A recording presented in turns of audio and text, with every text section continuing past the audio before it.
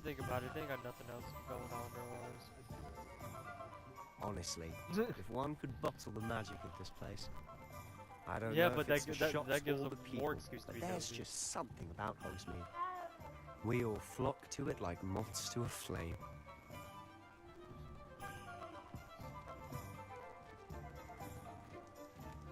Yep. I'm about just still digging through my mail, even though it's nothing but bills. Oh my god, damn. So how would you like to do this? Weasley told me you had a list of things to get, a wand and some other bits. Yes. Dittany seeds, some spellcrafts, and some potion recipes. Perfect. Can't wait to see what you do with the new wand. That's what I said about mom. And a short list gives you plenty of time to poke around the village. I just have to pop into a shop to find something for my sister. Let's meet up in the town circle when you're finished. Oh, remember, all my it's important fun. mail gets emailed. It's Hogsmeade.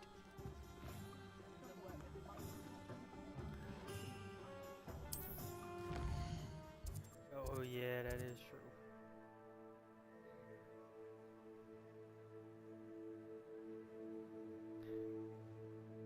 Oh. Yeah, it's kind of weird how the government get their hand into that. I don't like it.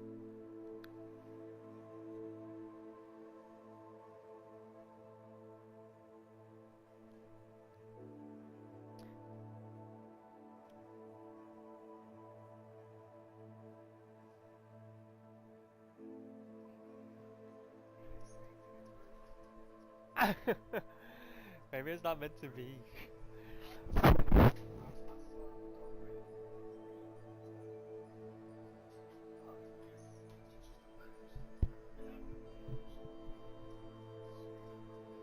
Yeah.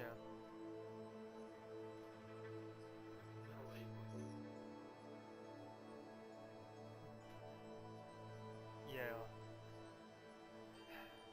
I would just return it and then just buy the actual. How much was the price difference? Popular.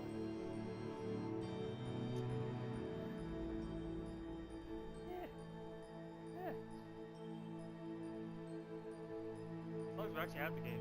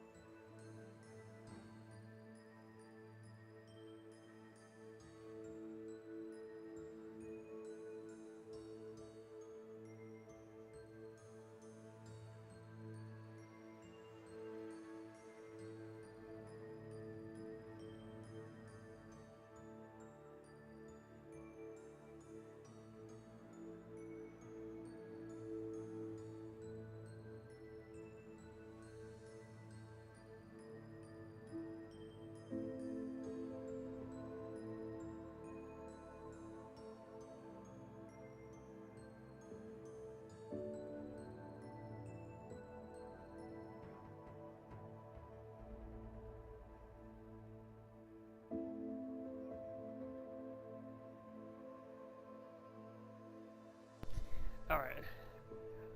Wait, what happened?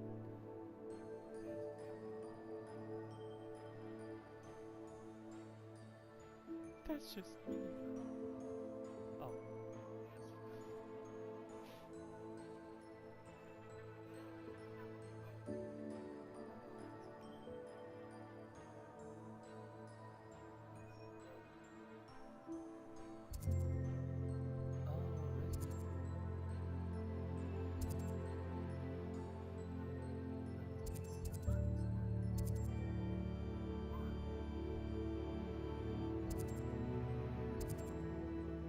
Why?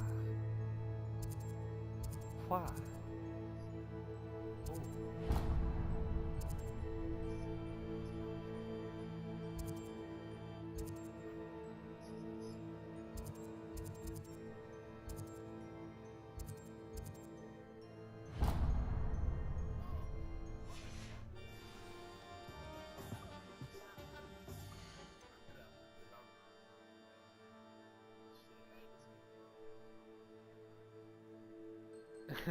I can't read.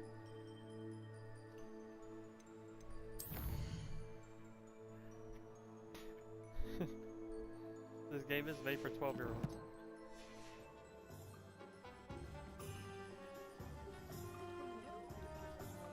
NPCs.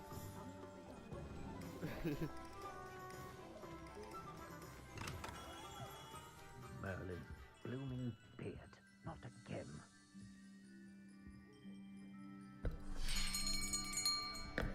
I'll be right with... Ah, it's you. Just a moment, please. Hello, sir. I'm looking For a new wand, yes. It's about time. Yes, about time. Well, you're our new fifth-year student, are you not? Oh, what am I saying? Of course you are. Gerbold Ollivander's the name. But of course, you'll have heard of the Ollivanders, I'm sure. Finest wand makers in the world. It's a pleasure to meet you, truly. Now, come with me. Let's find you the perfect wand, shall we? Yeah, we're here right now. No, not you. Yes. I started some, but I Powerful core. I didn't finish any. 10.5 inches. You Oh might no, do. no, I've done the side quest, that's right. Here, give this one a try. Well, go ahead, swish. How odd. Once more, come on, really swish it. Oh dear. Well, this isn't a good match at all, is it? We'll find you something, not to worry. No, not you. Perhaps. Maybe that's it. Yes. I gotta have broccoli. A rare wood, 13 3/4 inches, dragon heartstring. Let's give this one a try. I don't discriminate.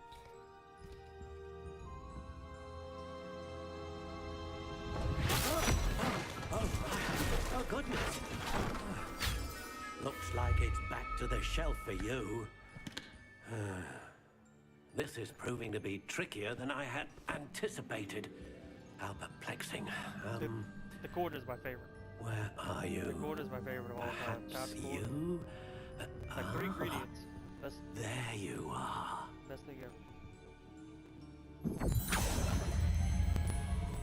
Yes. I think you might be the one. Here. I'd Take rather have it. it at Yahan or something, like cooked down a little bit. Because the cord's kind of tough.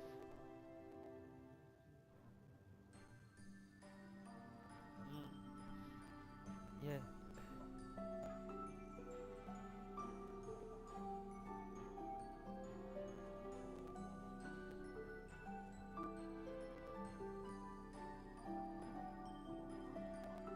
I think it really depends on the soil. Like, I think my grandma tried to do it in the soil up here, obviously in Carrollton, and it just like was really rough. That's all I remember. I think it's probably because of the soil.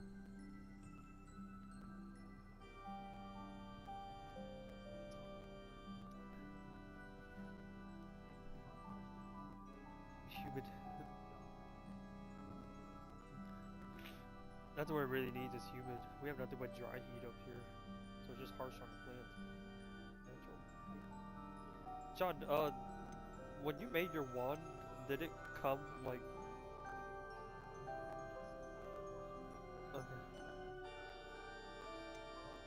Okay, I thought it like. I normally just stick to whatever the game recommends, but I guess I'll change it up. I'll change it. How intriguing.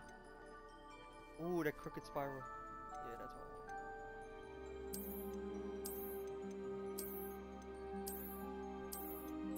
want. Curious indeed.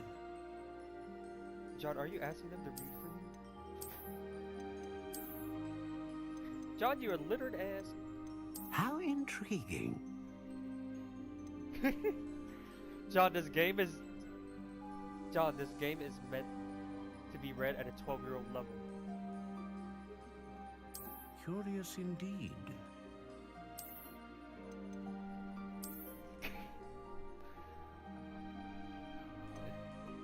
Fucking joke. How intriguing. Oh. Ooh, I know what a U is, because I can chop that in RuneScape. Man, this is Curious clean. indeed.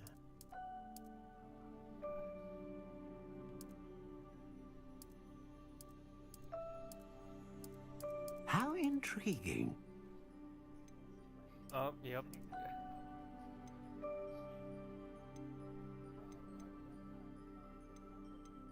Ooh, excuse me. Yep. Curious indeed.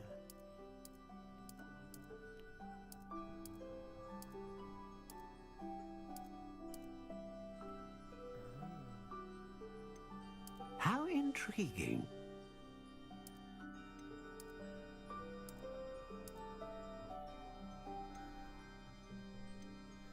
Chop, what did you put your flexibility on your wand? Did you put it all the way to the left? Did you put it all the way to the right? Damn, this shit bricked up. Yo, shit bricked up. I put mine's a little swishy.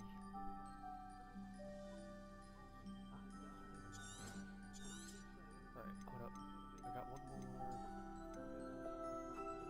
And you got the Phoenix feather? What's the difference?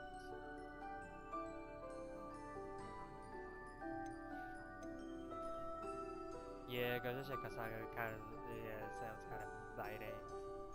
Yeah. A dragon heartstring wand is most powerful and learns quickly. Nah, fuck it. A unicorn hair wand is most reliable and faithful to its owner. Ah, phoenix feather. Exceptionally rare, and a core with a strong sense of initiative. Okay, never mind, I'm going with the Phoenix feather.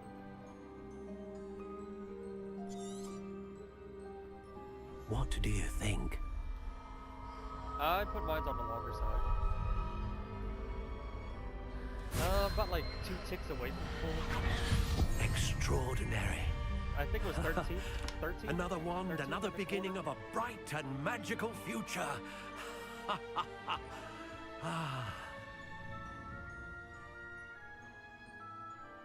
Now, how did that feel? Good. Different. I sensed a sort of surge of some kind. A match. Your connection seemed particularly powerful. The right wand will learn from you, just as you learn from it. I'm eager to try it out. Of course.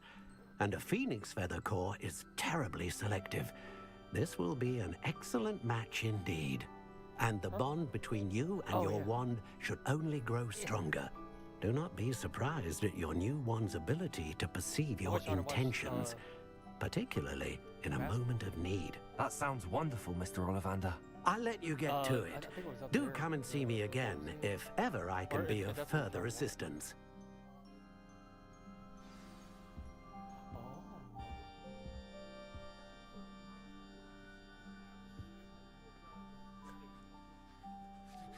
Down and watch that too.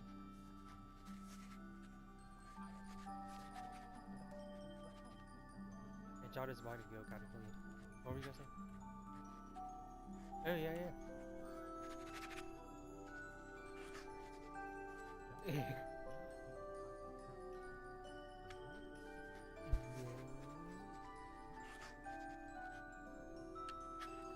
Who is she again? Oh yeah.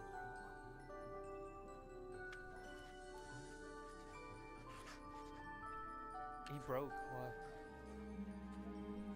No. Why?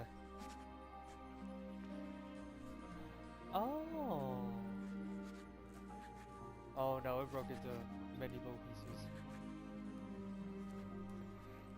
Yeah, but and then it kept dropping. I dropped it after that, so it's all good. I need to paint that Elder Ring guy anyway.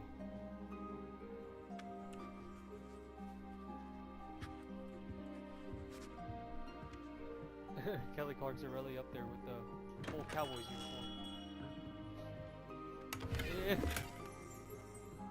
Kelly Clarkson.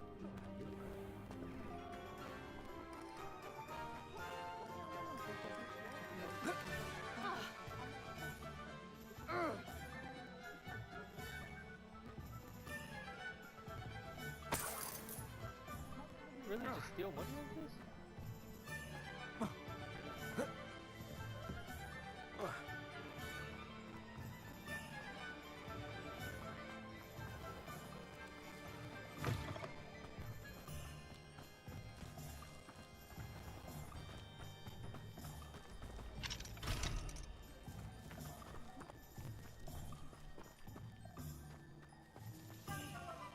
I've always said that travel broadens the mind.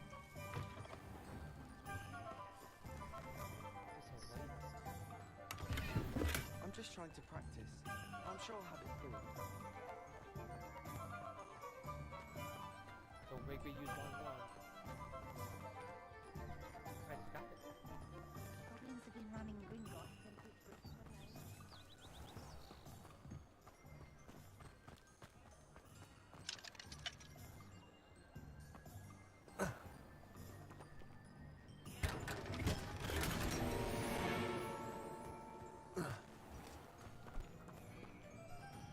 John looks like he looks like he got some beef with you.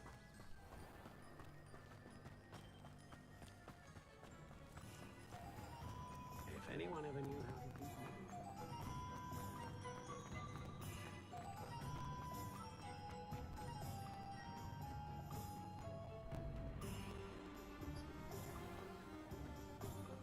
What'd you say?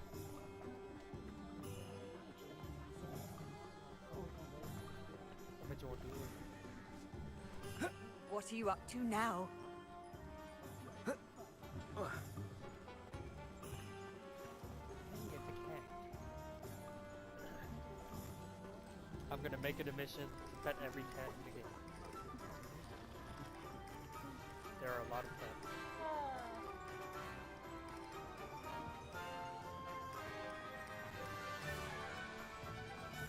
Oh man. Would you pick the D-Trial Iron? Oh my goodness.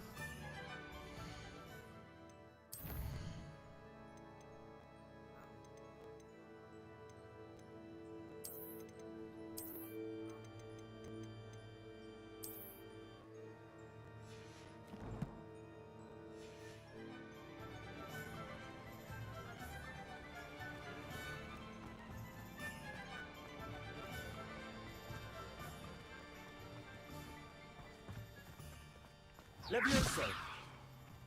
Reparo! Accio! Pretty good, mate. Yeah, John, I had to bump it down to medium settings. There's no way.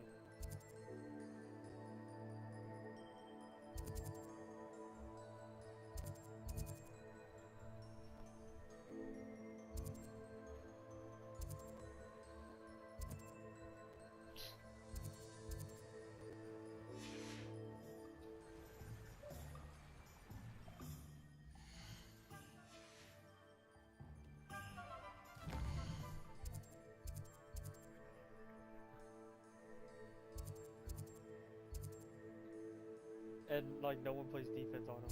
Like there's like a compilation every year of like no one plays D on him.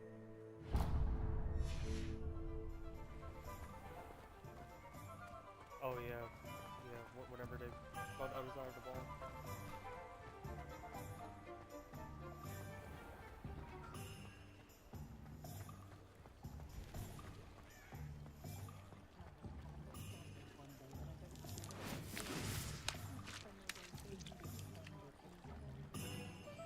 A cat.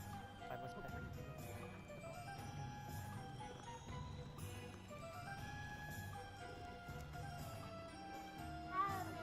I like the way you do the pets.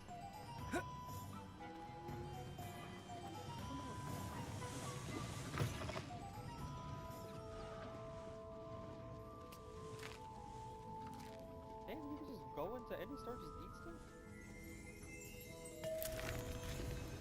It's my house, man. Oh shit, I'm left there. Oh shit, I took the shrooms. Well, no, when you eat that candy.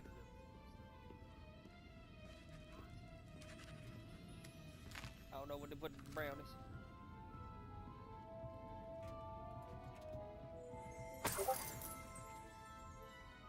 Accio.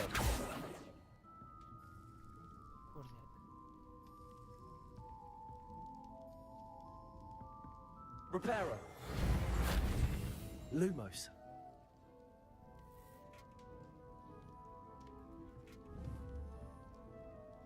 Accio. For who?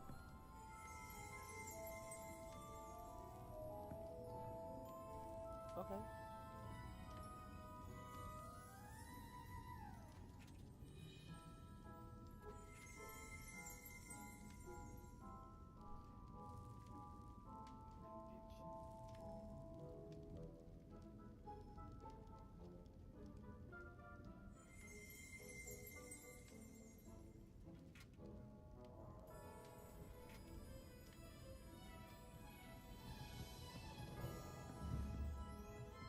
Accio.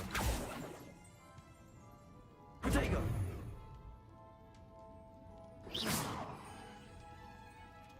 Reparo. Accio. Levioso. Lumos.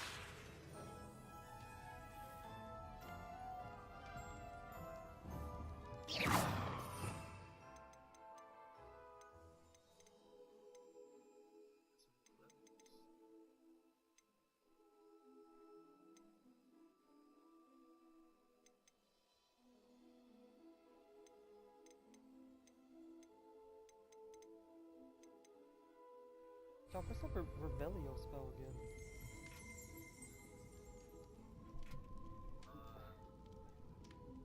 Lumos. Revelio.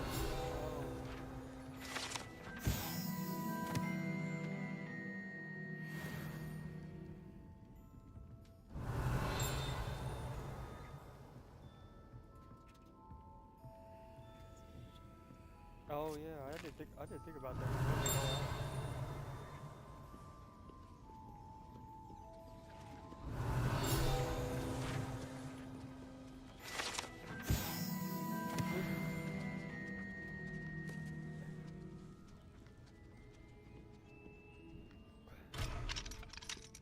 Revelio.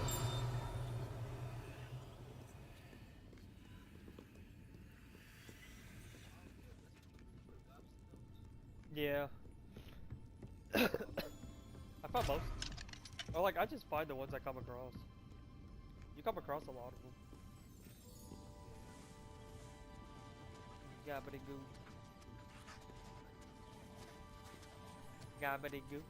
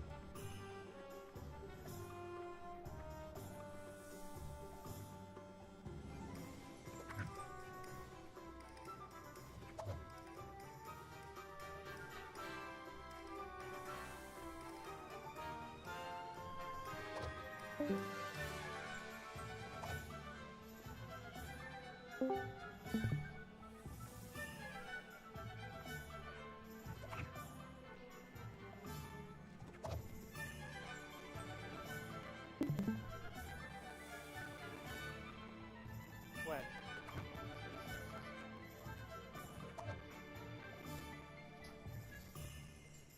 Oh, where's that? Back at the hall or whatever it's called? That's always what is so cool about like Hogwarts. Like in every movie they have a good shot of the stairs.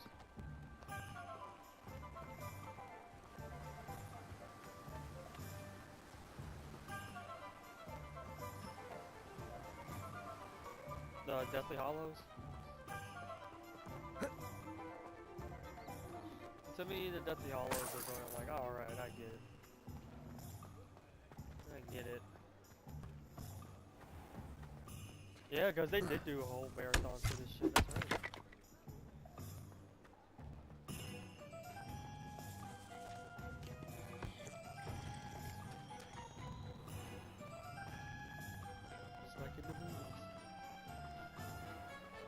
Professor tries to be it.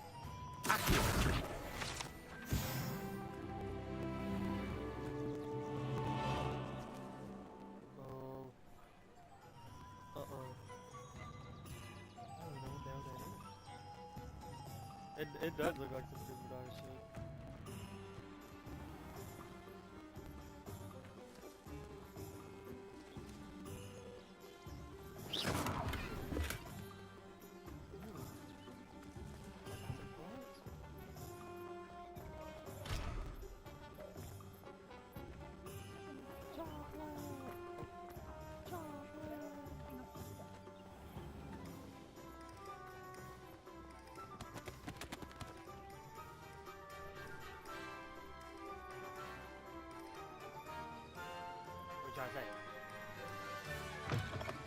An inquiring mind. Oh, hey, it's a black guy. Pardon me, sir. I'm here for the spellcrafts Professor Weasley ordered. Matilda's student.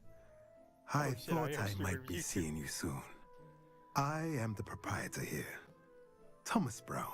I take it you've had a conjuring lesson then? I'm afraid I haven't yet, sir. Ah, but you will soon enough. No way, I'm not streaming. It is magic at its purest, creating something out of nothing. Of course, it is not without complexity, but that is where my spellcrafts come in. Stay the course, and you could soon impress even Professor Weasley. That's certainly something to aspire to, Mr. Brown. I look forward to that day. And I, too, seeing it.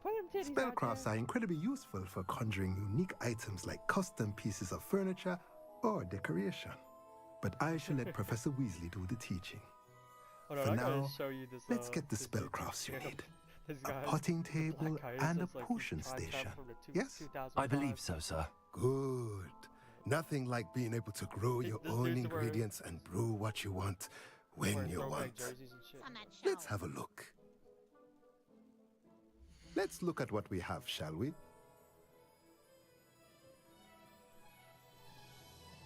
Today, I went to a retro video game store called Video Game Connection. And you won't believe all the games that they had.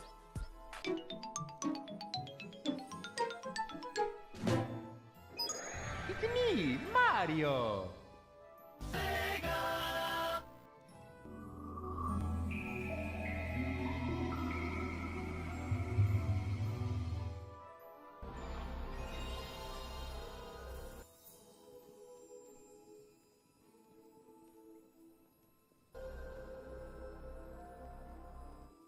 And a word from our sponsors. Pull them panties off on the dance floor. Pull them panties off. Yeah. Pull them panties off. Pull them panties off. What's up, man? I'm out here hustling, man. I got some bootleg DVDs. Advertising my 2000s party, man. I'm busy. I like this song.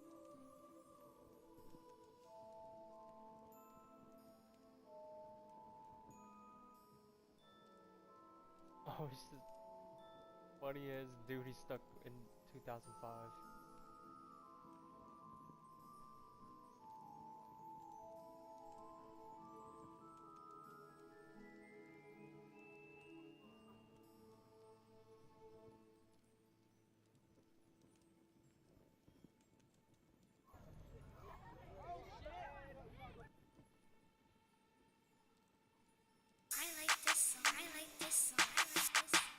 I'm a time traveler from the year 2005, and I'm tired of these dances in the new year, so I'm gonna show you how we do that.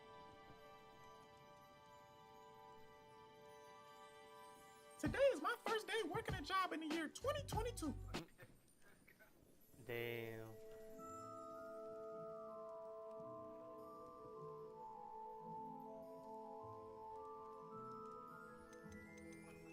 You mean how it was supposed to be?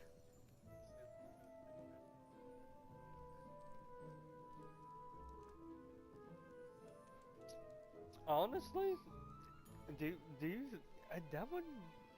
I can see Dak Prescott taking a backup role.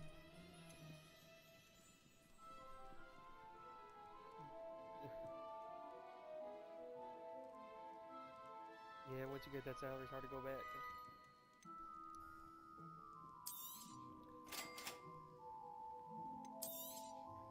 If you're interested, feel free to take a look around at the rest of my inventory.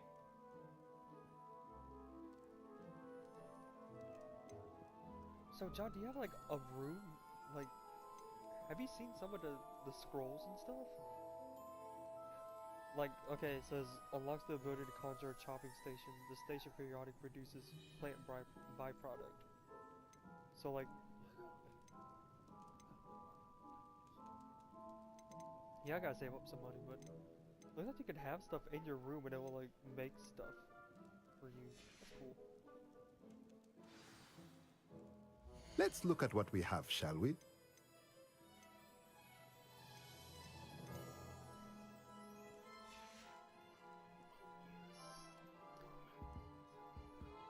Then I come back like Luke.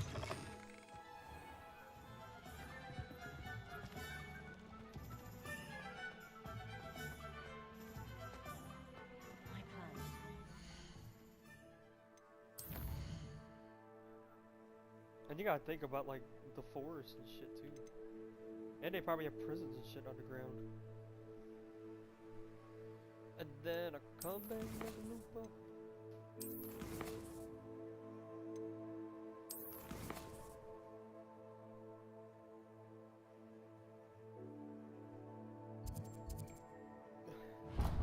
The butt.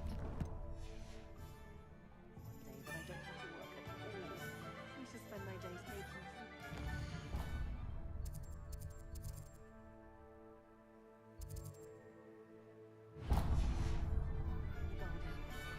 Oh, hard work and good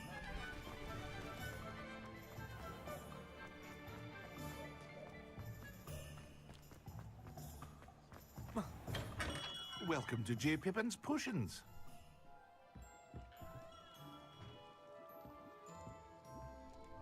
Pardon me, sir. Oh, thank goodness. When I heard the bell, I thought you were Miss Lawang. Not that she deigns to come here. Though, I don't believe I've seen your face here before, either. It's my first time in Hogsmeade, actually. Is it really? Well, Parry Pippin at your service. And this is J. Pippin's Potions. Potions for all ailments. You'll have read it on the sign, of course, but Grandfather always made me say it in full. How may I help you today? Professor Weasley sent me to collect some recipes. I'm new at Hogwarts. You're the student she sent the owl about. I set your things aside immediately. I suspected if you're anything like I was at your age, you'd want your potion supplies. Is it not the most fascinating art, potion making? Rivals anything you can do with a wand, I've always said. Are potions really that versatile? They may not be as showy as spellwork, but make no mistake, they are just as powerful. They can heal, destroy, protect. You'll discover all of this soon enough. As it's your first time in, I should mention that it's not just potion recipes I sell. I also offer ready-made drafts for all manner of uses, and I unveil new ones from time to time. That should look like a Pop in when you can so you don't miss out on anything. But for now, let's get you those recipes, shall we? John, why is that the first thing you reversed? What can I do for you today? I'm thinking of like... I'm thinking of like a stick shift. Yeah, let me see that shit.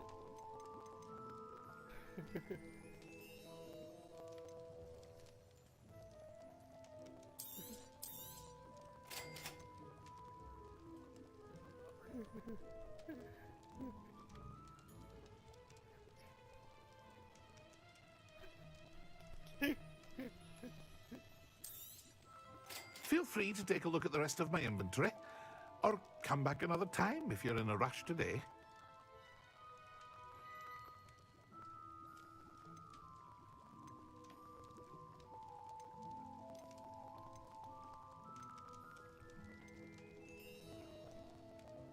Oh shit.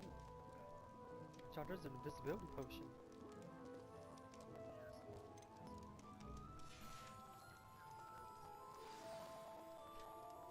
You think they even have that?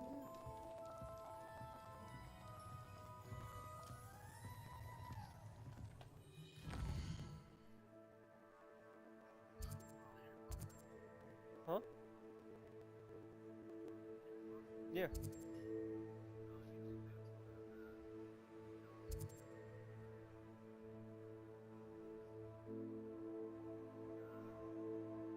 Yeah, like the items that he kept getting throughout the years.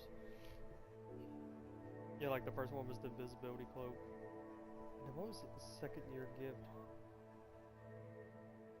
The Elder Rod, wasn't those used like during a war or something like that?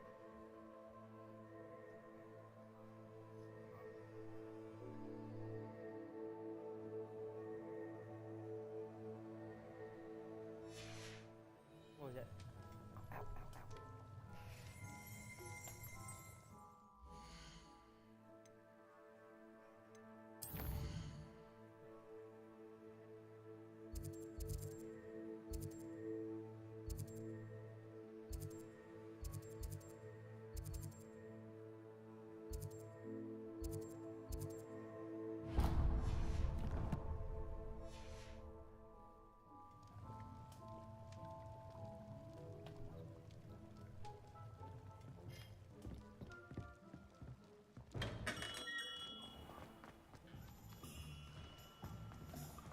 Ow, ow, ow.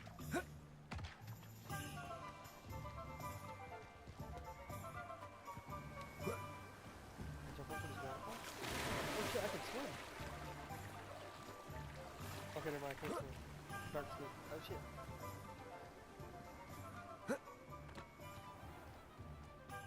Well, hello there. Pardon me, sir. I'm here for the seeds Professor Weasley arranged for me to collect. Oh, the dittany for the new 5th year. I take it that's you then. Merlin's beard. Starting Hogwarts as a 5th year. You must be positively reeling from it all. Not at all. I'm choosing to see it all as one big adventure. Well, bravo. Not everyone has the temperament to take things as they come. Name's Timothy Teasdale, by the way, and this is my shop, the Magic Neep. I keep the cart out here because I like a good chat. Can't very well be in the thick of things if I'm hidden away inside now, can I? I suppose not. In addition to seeds, I have plenty of plants. Grow everything myself. My speciality is potion ingredients. Even Pippin purchases from John, me. everything's just starting to become a little what sus say now. we get you a packet of You know dittany what? seeds? I don't like it. Let me guess. You're after something fresh. Do have a look around. Plenty of ingredients to pique your interest, I'd wager. Well, that's everything. Better go and find Sebastian. Is it where your quest? Yeah.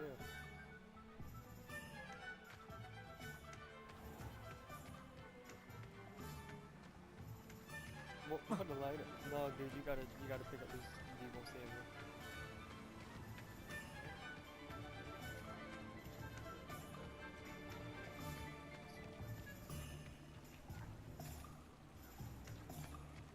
Leviosa.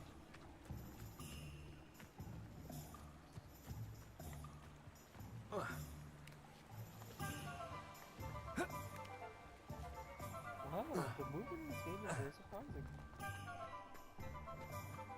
Hey, it's Cat. What do I gotta do? Great cat. John, did you get your pet yet? No, I want my cat.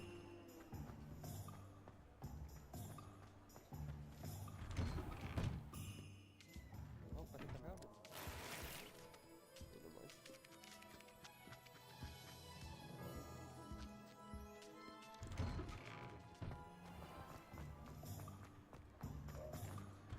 It's so cool you can just walk into any... Revelio.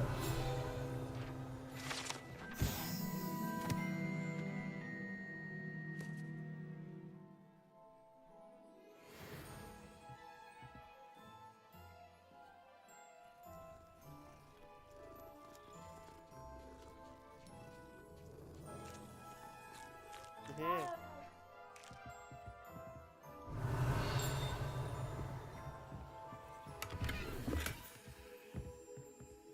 Revelio.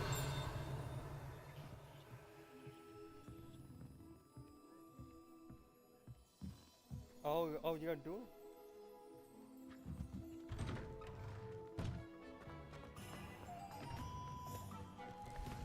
Oh, you're doing it with a friend? That's cool.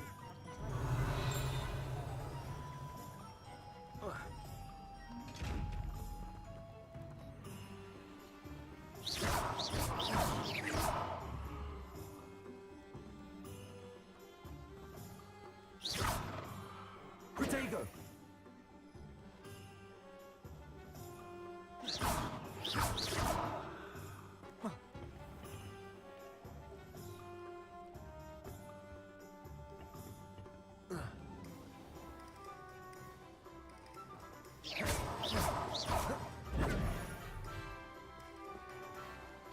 Oh, it's 2-on-1 one. What? I'm in agreement. What?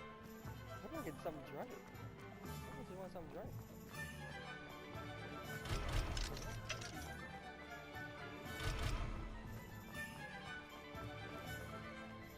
Oh, that's actually pretty good when I had it more than time. Yeah, that's odd.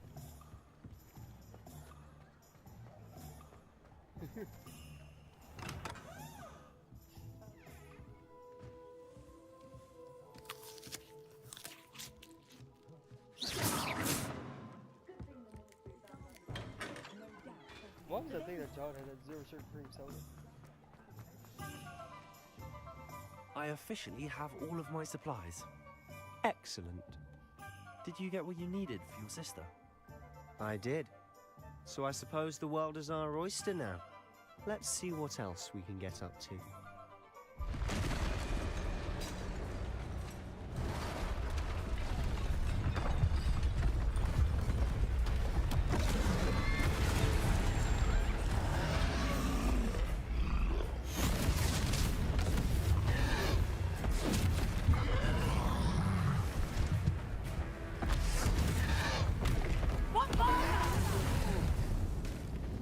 Draw it away from the building! Away from the village!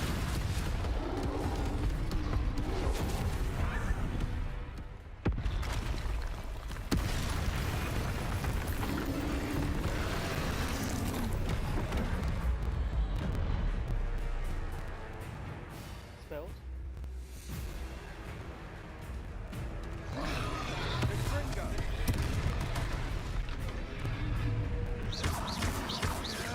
Are we weakening him at all? Keep at it! We'll wear him down eventually.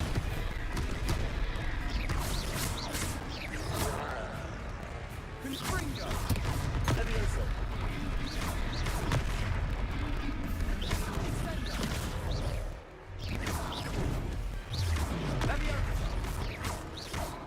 What was that?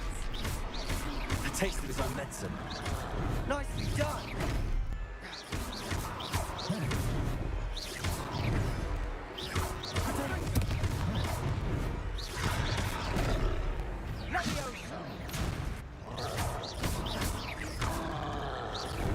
Confringo! Look out!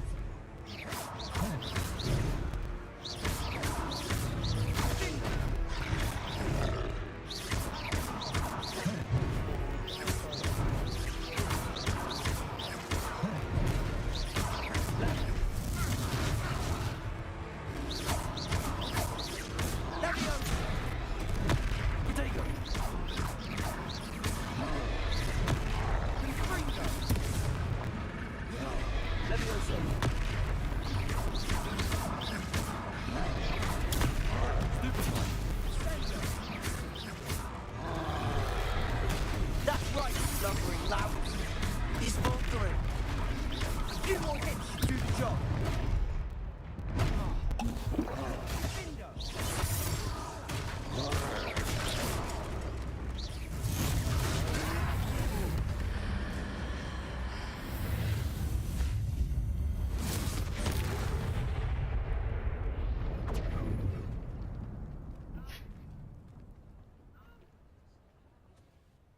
Goodness!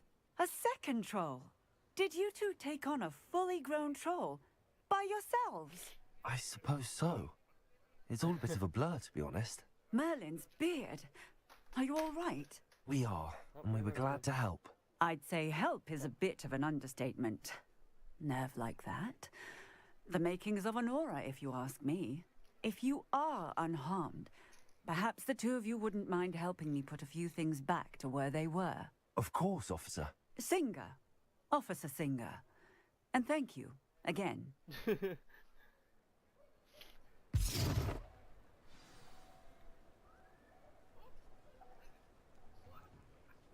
Oh, hello there.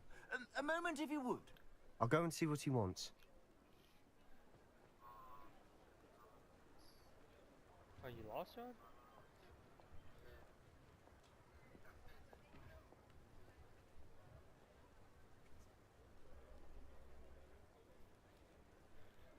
I'm gonna go get my clothes in the dryer.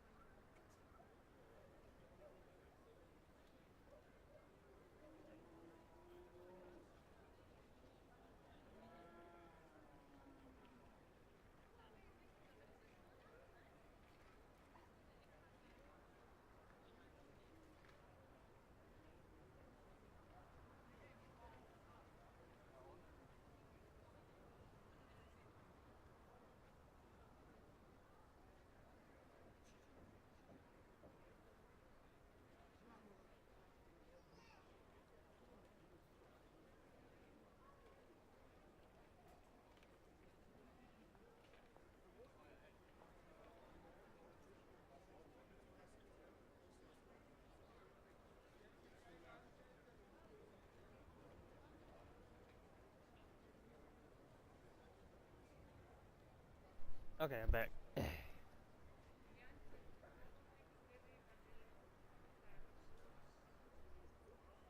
Damn, John, you're always thinking about me. My bad. I was doing chores and shit. I'm trying to do all my chores like today and tomorrow, so that way Saturday just slowly clean.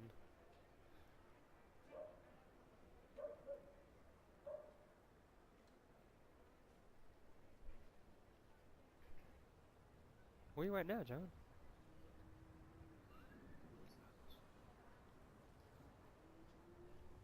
Huh, nice.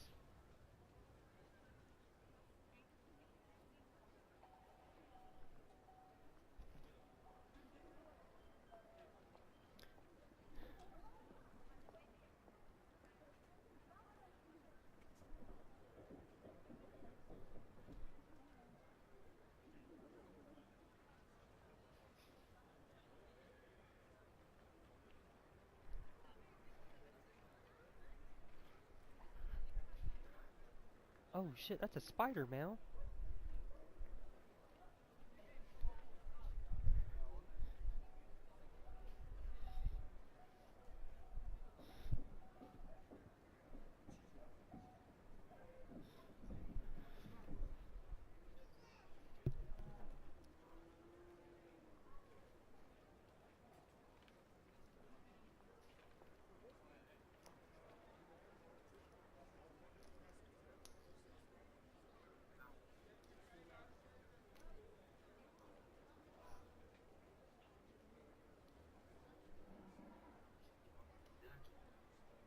See, that's all I was talking about. That's all I was talking about. See, I knew there had to be a dungeon. No.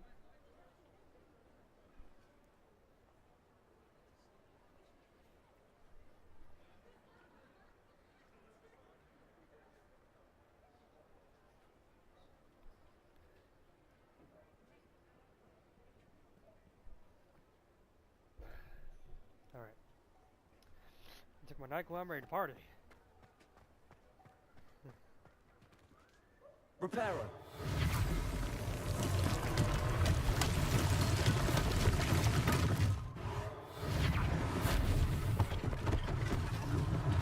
One less thing for Officer Sim to worry about.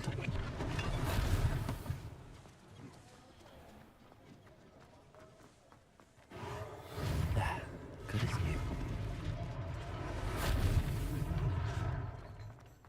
Off on another adventure, are we?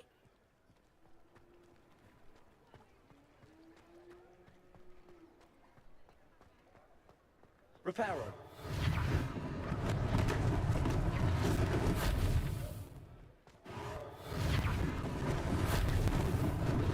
Lucky they didn't do more damage. Oh, did you see my mom broke the little soap dispenser thing? Yeah, I bought 2 new ones off of Amazon. Yeah, I was like, oh no.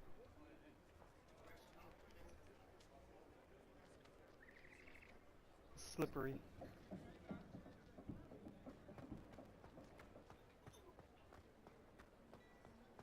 What the hell is that? Oh hey, it's a cat.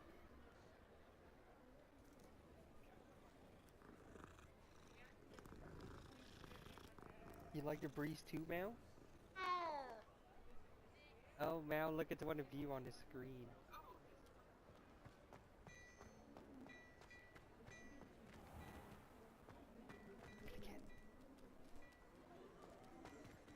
Look at this cat. This cat really looks like man. Can I pick him up? Let me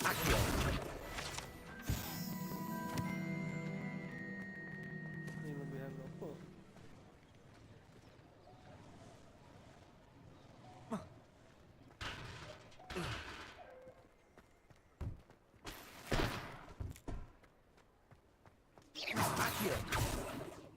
Repairer.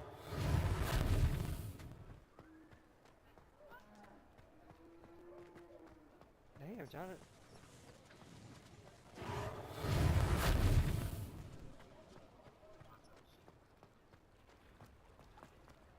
can't imagine how inconvenient travel was before I invented flu powder.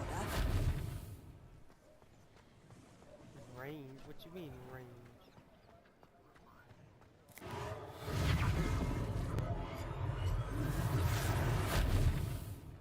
Reparo.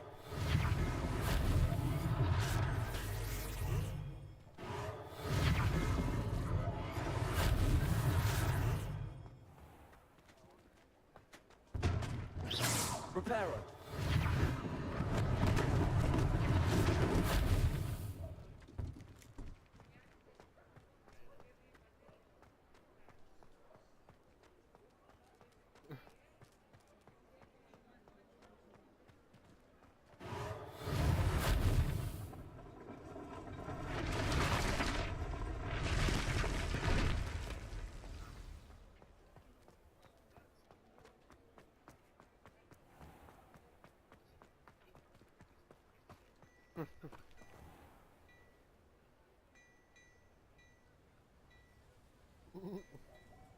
Yeah, fuck it, I'll go. Go Ross's or Marshall's. Hell yeah.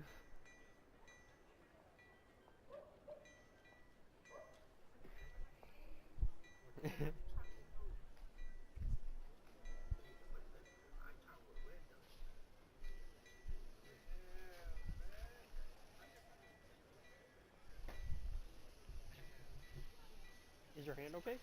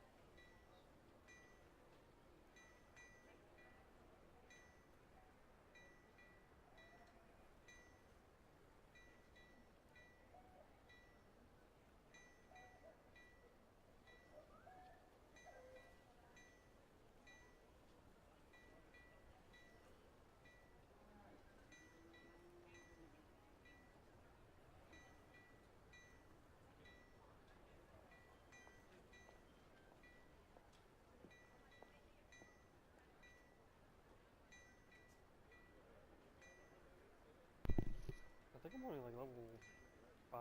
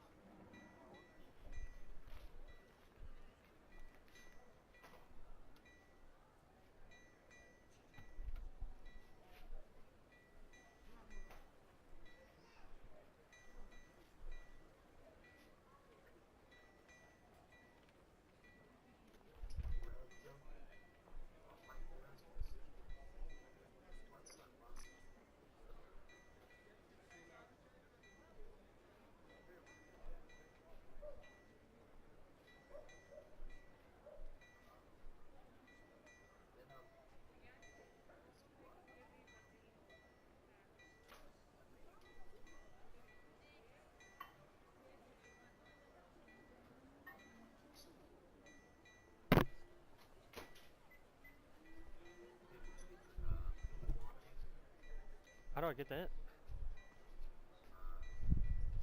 Oh! I'm sorry, Mal. Am I in your way? Mal, can we share this seat?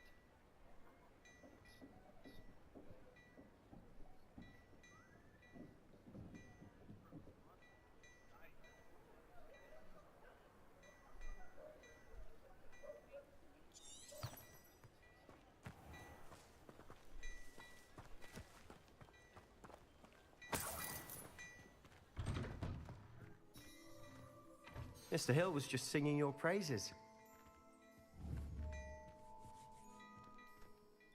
Hello, sir. I don't believe we've met. Allow me to introduce myself, Augustus Hill, clothier extraordinaire. I should like to thank you for your remarkable bravery in fighting those trolls, and not to mention your help restoring Hogsmeade to its rightful state. I was happy to help. Frankly, you deserve an Order of Merlin. But I can offer you something much more useful. I own Gladrag's wizardware, and among my inventory are some unique items that afford certain protections, as it were. Life-saving protections. And as I suspect this won't be your last dangerous encounter, I'd like to give you one such set of robes, in thanks for what you did today.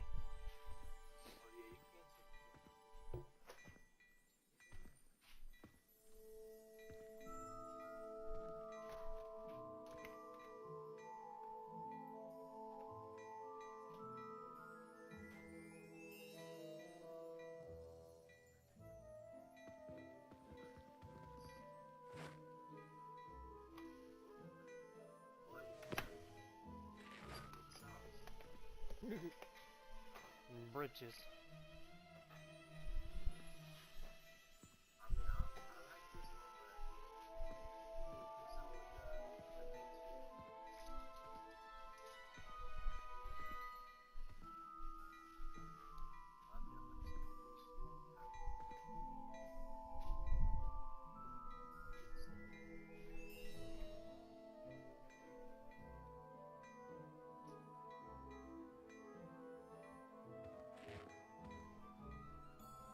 This shit's the NFL awards is funny.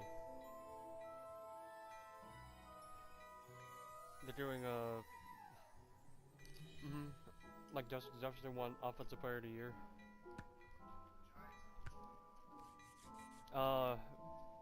Brian Dable? Brian, yeah, that's Ryan Dable. Yeah, won Coach of the Year. Giants head coach. Yeah.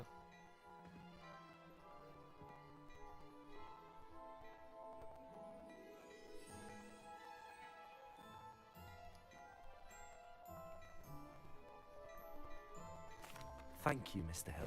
That's very generous of you. It's the least I can do. Now, let's try this on for size, shall we? Plenty for your perusal today. Take your time. Yep. I'm planning to. Especially if...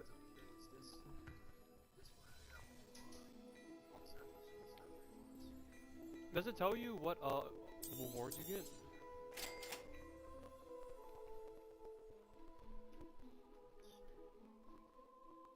I want to do it just for money. Because I'm a hoe. Oh.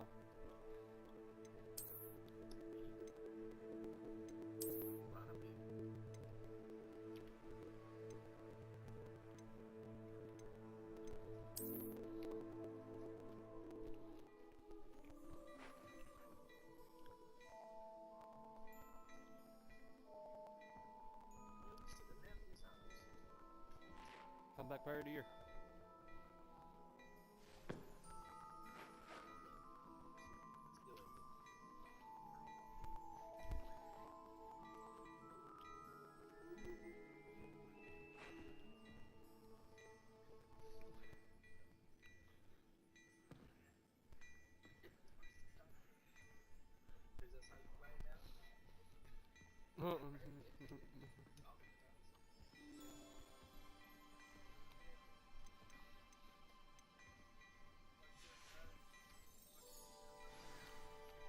I'd say we've earned a butterbeer or two, wouldn't you? Might help me forget that I was almost pulverized by a troll. I'd say that I agree with you. Yeah. Perfect. The 3 broomsticks is just this way. I sell even more battle-worthy items. Should you be inclined, you're most welcome to peruse my shop at your leisure.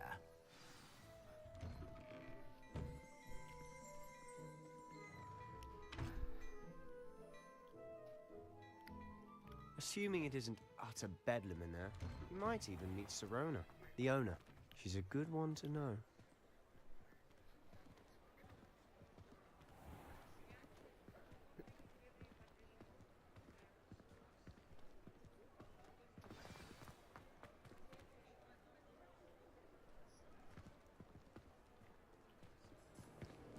Oh, Geno Smith got it. Okay. Yeah. I thought Salem was gonna get it. You said you could get to the child when they came to Hogsmeade. That all you needed was a distraction. I gave you a distraction. I just watched a student take down your distraction. Who's this child? What are you not telling me? All you need to know is that if you cannot get to the child, then you have no value to me. Let's go.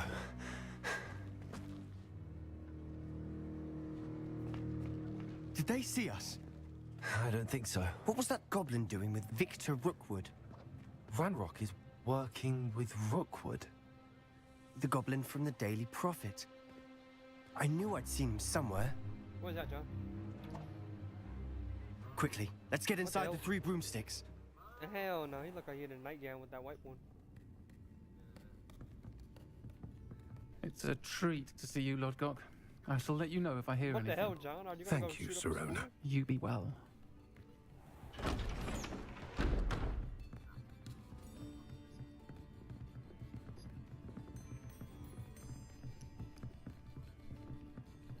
Now, what can I... Oh, there's a face I haven't seen before. It's my first time here. Welcome. Butterbeer's on me. I'd rock that. I'd rock that. Heard about the attack. I shall be looking in on the other shopkeepers and residents shortly. You look like a Glad to see you two escaped injury. Thanks to this one. Single-handedly took down a troll. Is that right? Well done. Thanks for this. My pleasure. I will say, trolls in Hogsmeade. That's never happened before. Something's not right. The only brutes we usually have to deal with are... How timely.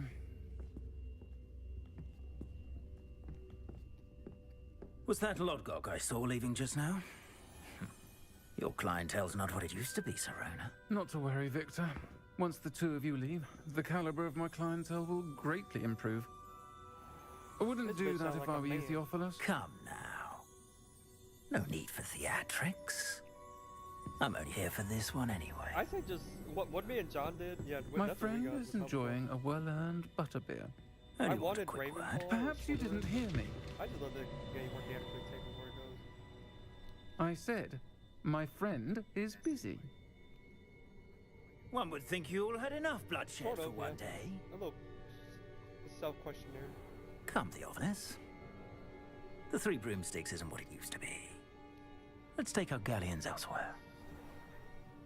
Can't drink butterbeer forever.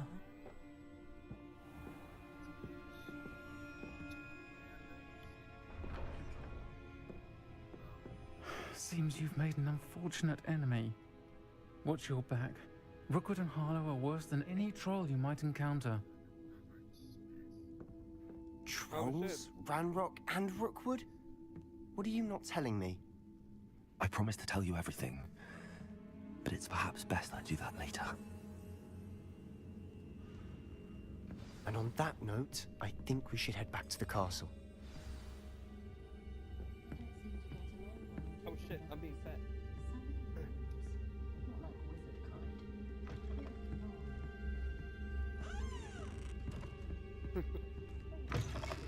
I don't have the cutscene ended and have food in my mouth.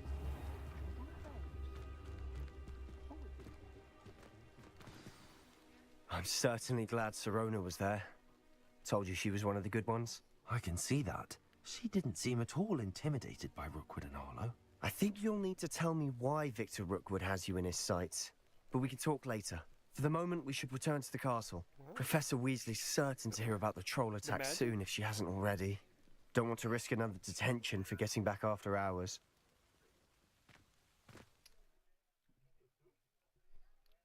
John, you crazy. Yeah, I'm about to say that. You were just something else.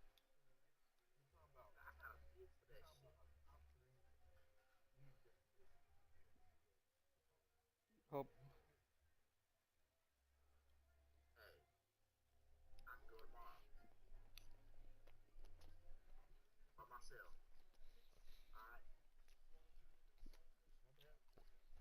John, you have some of the best museums in the nation too over there.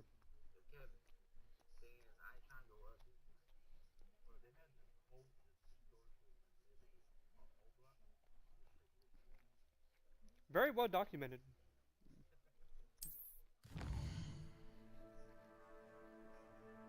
But seriously, John, there's like the I forgot the I think it's the Natural Science Museum is out there. Like one of the best in the nation. And the art museum.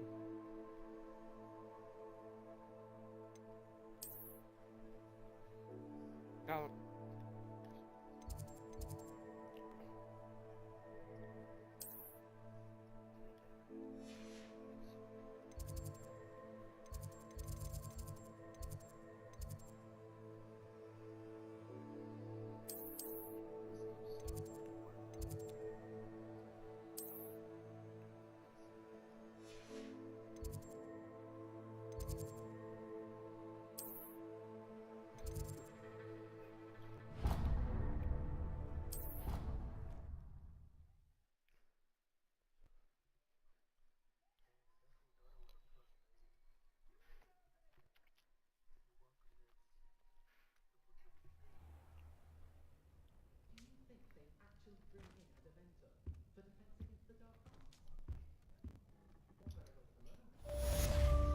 I'll put a hose in. Oh, everybody's asleep already.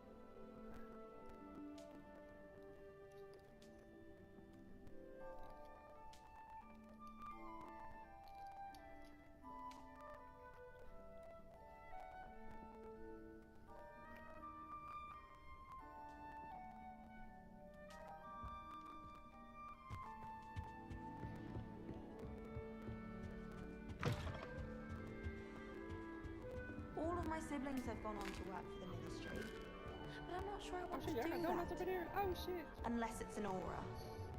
Creme brulee cake. Oh shit.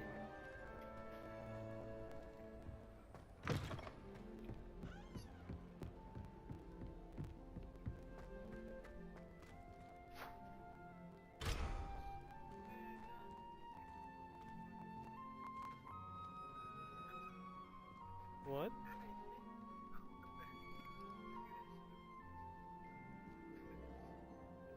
Shall we try to look under her robe?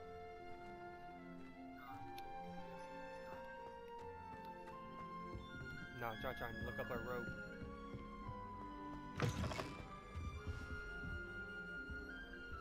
John, have some honor. These are your housemates. How nice to see you, my young friend. No honor.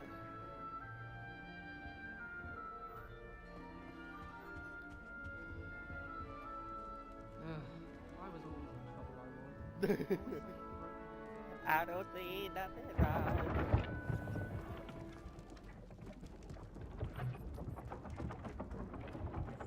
With a little woman grand. That's what John was trying to do with the little invisibility thing. He forgot to... Yeah? On my screen you won.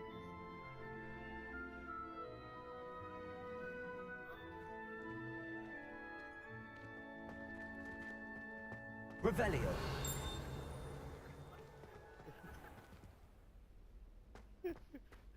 The guy's wearing John all streams.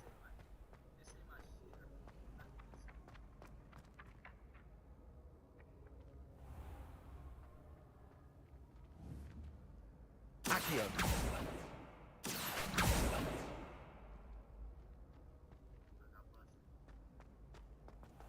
But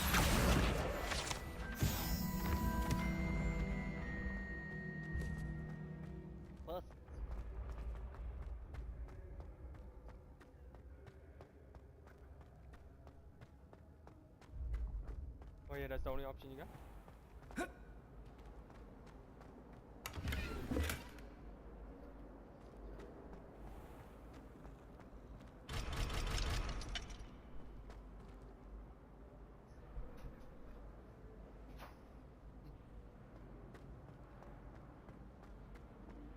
And another. Oh. Yes, another inflating charm. How many times do I have to tell you not to use it on other people?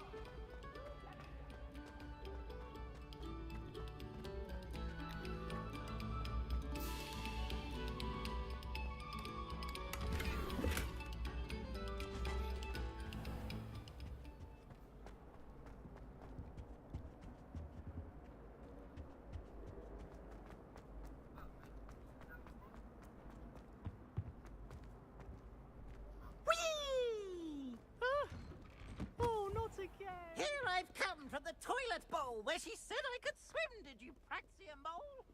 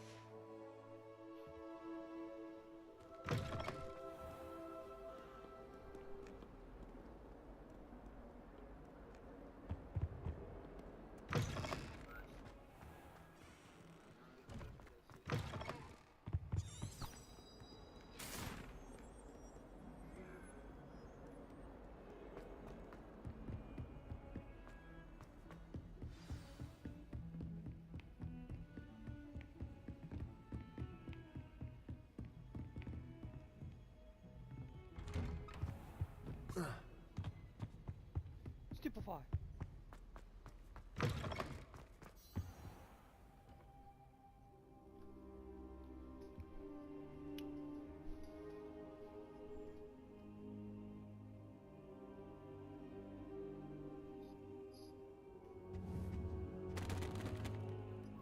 Professor, I'm glad to see you. And I you. Thank Merlin you're in one piece. I heard about the attack. Trolls in Hogsmeade? Sir, the trolls were wearing armor. It had that dark glow like the dragon collar. Goblin silver. Ranrock used it to control the dragon. But how? And why send trolls to... They were there because of me. I overheard Ranrock talking with Victor Rookwood. Ranrock was in Hogsmeade? With Rookwood? The trolls were Ranrock's distraction so that Rookwood could get to me. And he would have, had Sirona and the patrons at the Three Broomsticks not intervened. This is grave news indeed. If Ranrock's goblins and dark wizards are after you, They want what we found in that vault.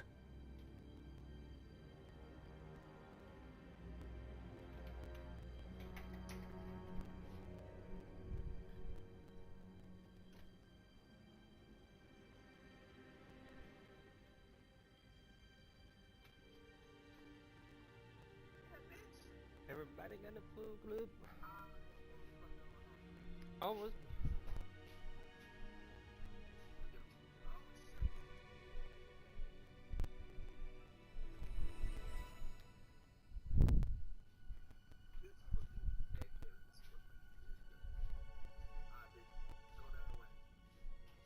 You still haven't beat the mission yet?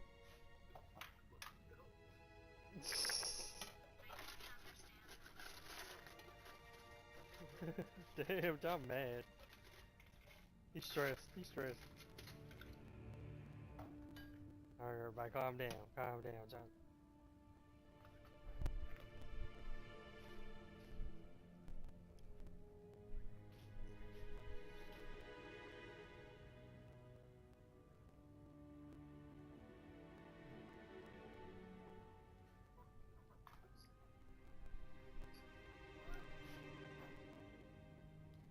Everybody got a full clip.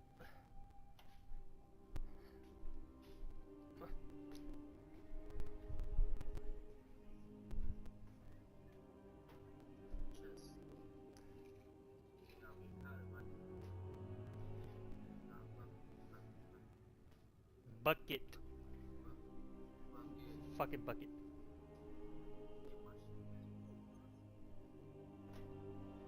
Oh, excuse me.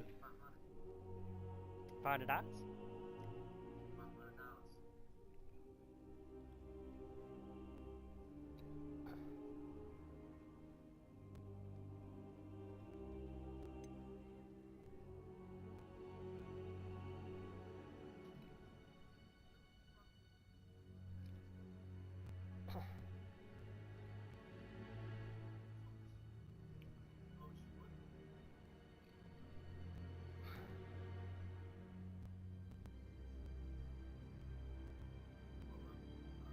Cooking beer. Cooking sober in general, that's a travesty. Normally, I would be wearing no pants right now if I were cooking this at my house. I might be a little stoned, too. Cooking is all about enjoying yourself, and I take that to heart.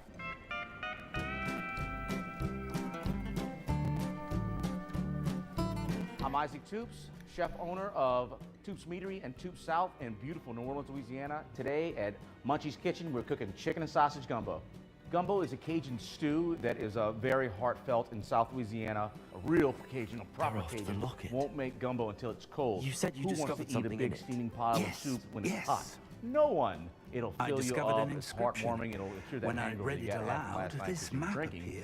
This is gumbo number one. This is the gumbo that I teach to everybody because you can get chicken thighs and smoked sausage anywhere in the continental United States. Everybody's got peppers, everybody's got celery and onions, garlic, bay leaf, flour, thyme, oil, chicken stock, beer. So if you can't find these ingredients, you need to move. I suspected you would see something. Should we go? We got a pound of chicken thighs. I use boneless, but you can use bone in. And I'm eager to discover what we may find there as well. Have the most flavor and a lot of fat. If our experience at Gringotts, we're gonna put a little grapeseed let alone oil, what happened to Miriam, a little bit taught of salt, me anything, it's that the a lot of path we're pepper. on is terribly dangerous. Turn them over, I'd season like up you to both work sides. with Professor Heckert a bit before we Placing continue. our wood-burning How gas oven, which dangerous everybody to the has, library? obviously.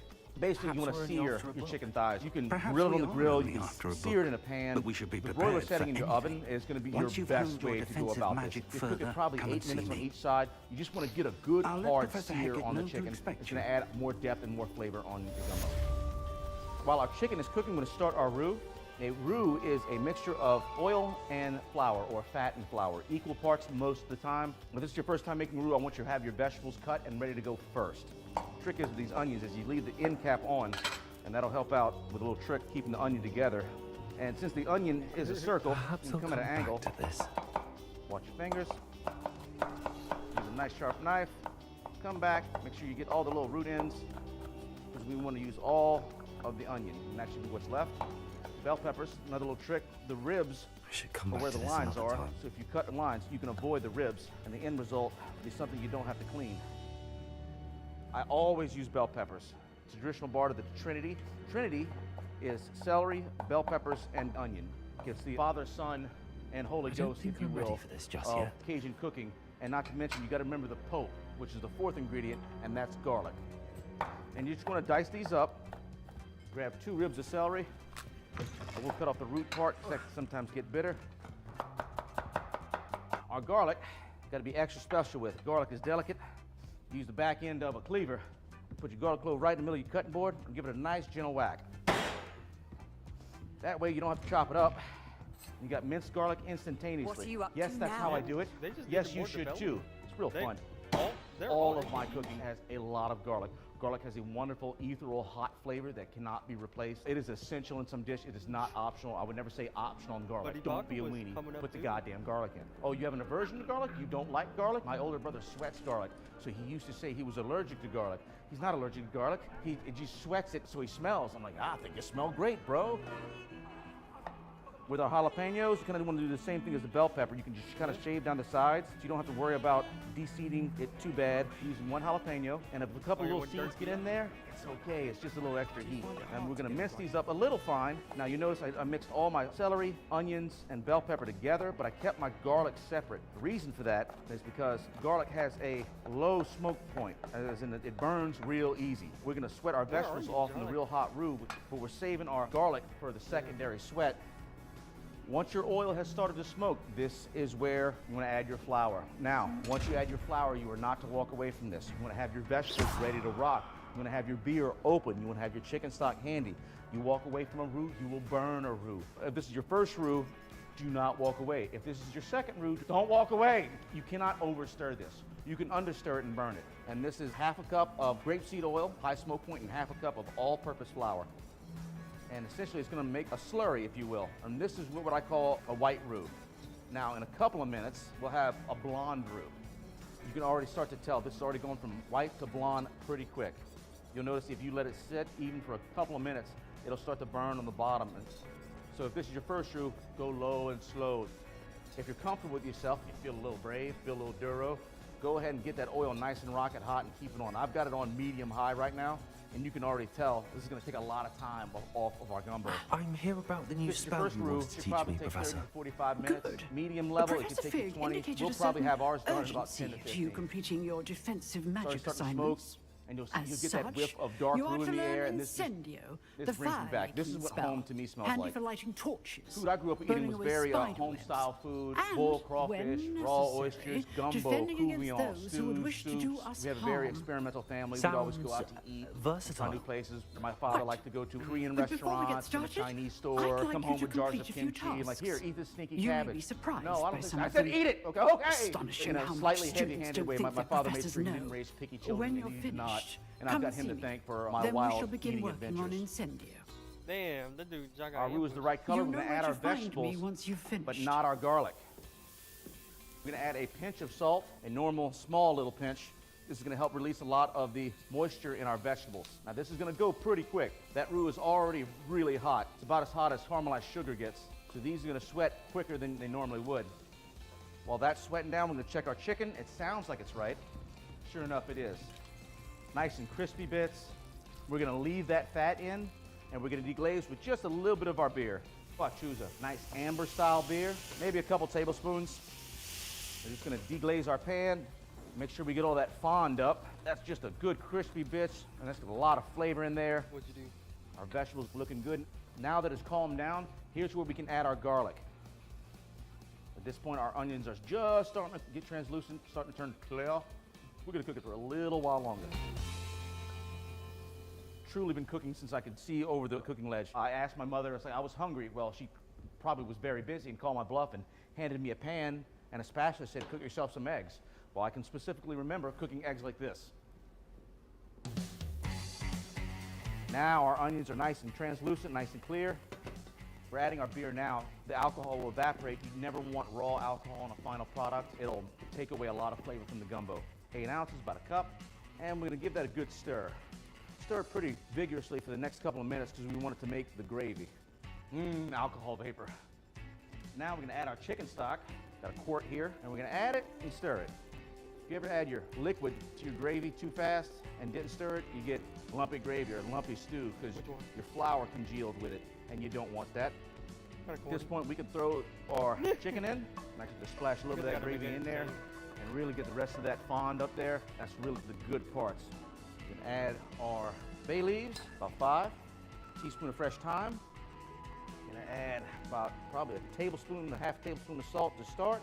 You can always add a little more salt, but you can't take it out. Now we're gonna add our chicken stock. Got a quart here, and we're gonna add it and stir it. If you ever add your liquid to your gravy too fast and didn't stir it, you get lumpy gravy or lumpy stew because your flour congealed with it, and you don't want that.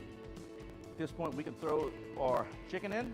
Actually just splash a little bit of that gravy in there and really get the rest of that fond up there. That's really the good parts.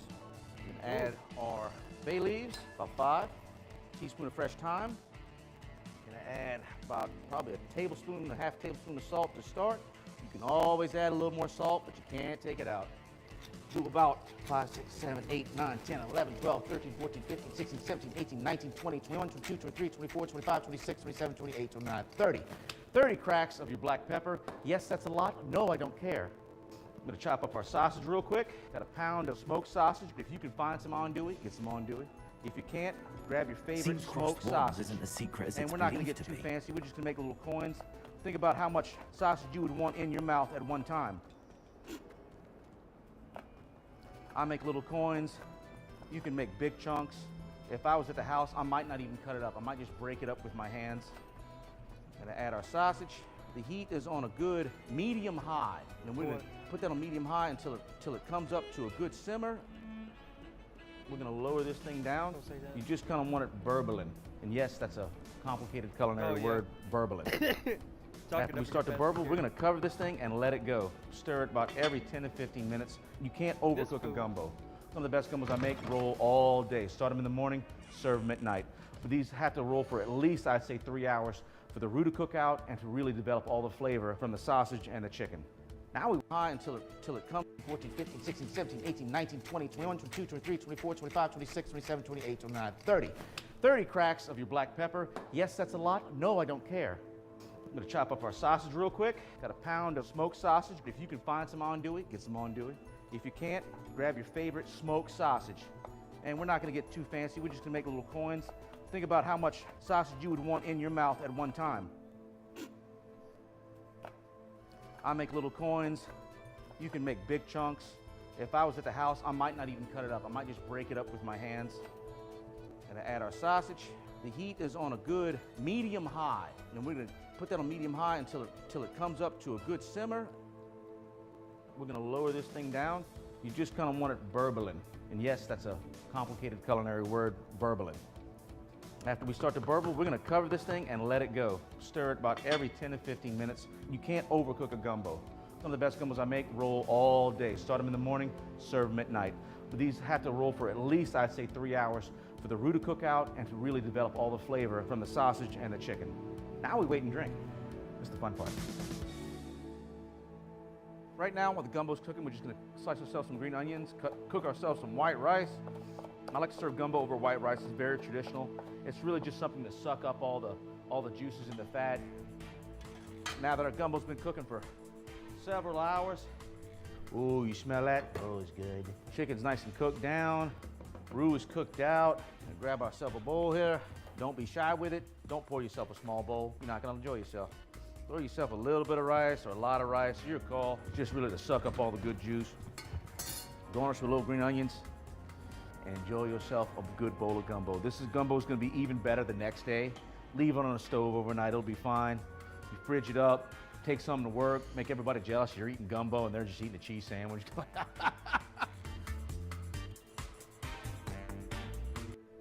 We obviously have the fish that we're going to break down and all this. It's absolutely imperative that you have a cooking beer. Cooking sober in general, that's a travesty. Normally, I would be wearing no pants right now if I were cooking this at my house. I might be a little stoned too. Cooking is all about enjoying yourself, and I take that.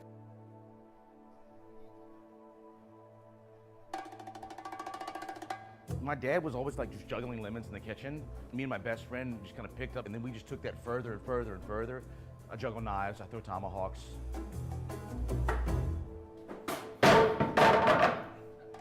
Tell me you got that.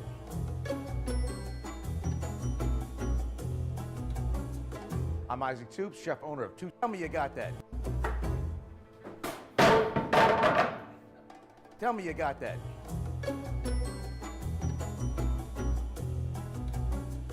I'm Isaac Toops, chef owner of Toops Meadery in Toops South in New Orleans, Louisiana, and we're cooking jambalaya. Can't spell it, but I can make it. This is one of those old school Cajun classics I've been making for a long time. It's like the go-to dish for the family, for Thanksgiving, for Christmas. What we need for this recipe is stuff for our roux, which is flour and oil. So we're gonna use grapeseed oil or canola oil, something with a high smoke point. We're gonna have some chicken thighs, because chicken thighs are better. Dark meat is always better. You can use turkey legs if you don't like chicken. You can use some ground pork if you like. You can really mix and match a lot of different proteins. We have our Trinity as well. Remember the Trinity, unlike mirepoix, which is French, Trinity is more Cajun. We have our celery, we got our bell pepper, we got our onion, and lots of garlic. Really, don't skimp on the garlic. We got some salt, we got black pepper, don't skimp on the black pepper. Grind until your arm gets sore, then your food will be good. We're gonna add a little Earl here, 2 tablespoons. I'm pretty sure that's E-A-R-L. We mispronounce everything. I'm gonna add a little kosher salt, black pepper. This is good stuff. You want to season both sides. You know why? Because you want both sides to taste good. Chef Emerald taught me that. I'm not sure if I got my Chef Emerald voice right. Don't hate me, Chef. I'm just going to give these a good hard sear. Because searing tastes great. That's right. Get a good hard sear on your chicken. Let that thing go. We need smell-o-vision here. Now that our chicken's seared, we'll reserve that off to the side, and we're going to make the roux. Now, don't be scared of the roux, or the roux will be scared of you. Half a cup canola oil. Don't use butter for a dark roux. Butter has a very low smoke point, and if you make a dark roux with butter, it will turn acrid, and then your food will be bitter. And the trick is, let your oil get hot again. Otherwise, you're gonna be sitting here stirring this roux for hours. You always want your vegetables prepped. Red bell pepper, 2 stalks of celery, 1 large onion, all about medium dice, 8 cloves of garlic, and always be real delicate when you're pulverizing your garlic. And some pulverized garlic. 1 fresh cayenne pepper, or any hot pepper. I prefer just to mince my pepper whole. I keep the seeds in. Once you start making roux, you want to be doing nothing else. Don't watch the kids, have your beer close, have the game on. Now they're all starting to smoke. That's when you know you start to add it. Half a cup of flour. Don't walk away from this. Roux's not hard, but it is particular. And if you've never burned a roux, then you've never made one.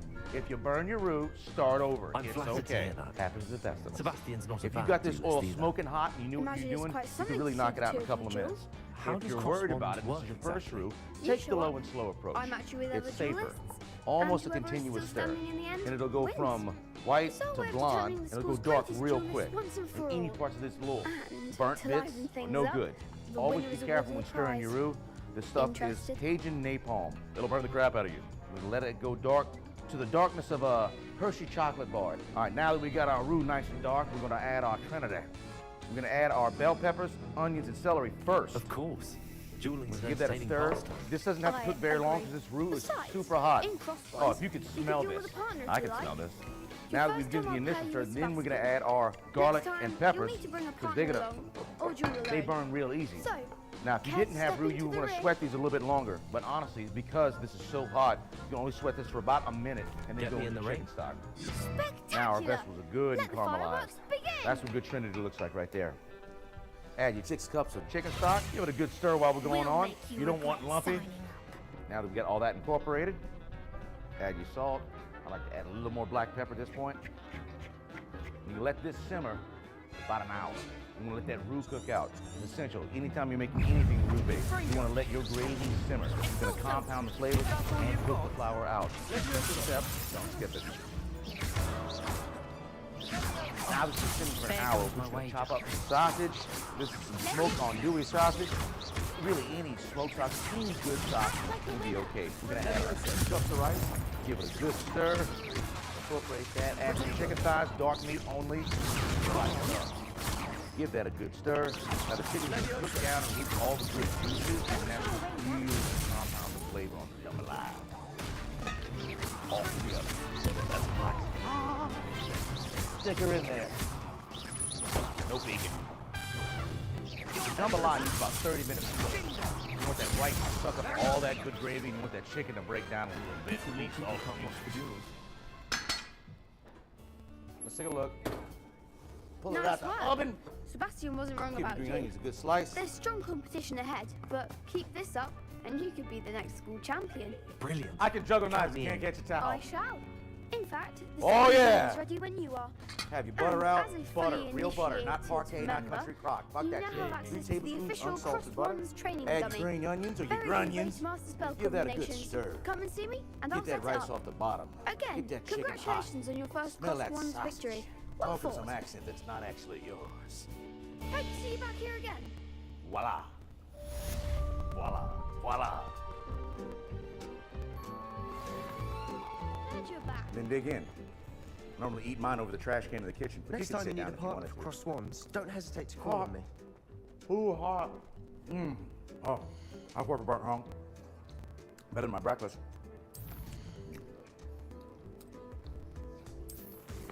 Only an idiot would do that twice.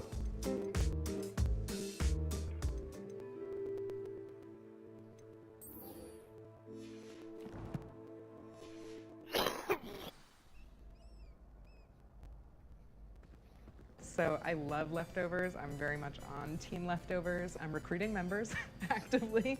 And I think a recipe like this where you get something totally different, but you know, it was just not what you started out with. I think it really shows the power of transformation in cooking, which is, I feel like, the most exciting thing about cooking is you can just end up with something completely different from where you started.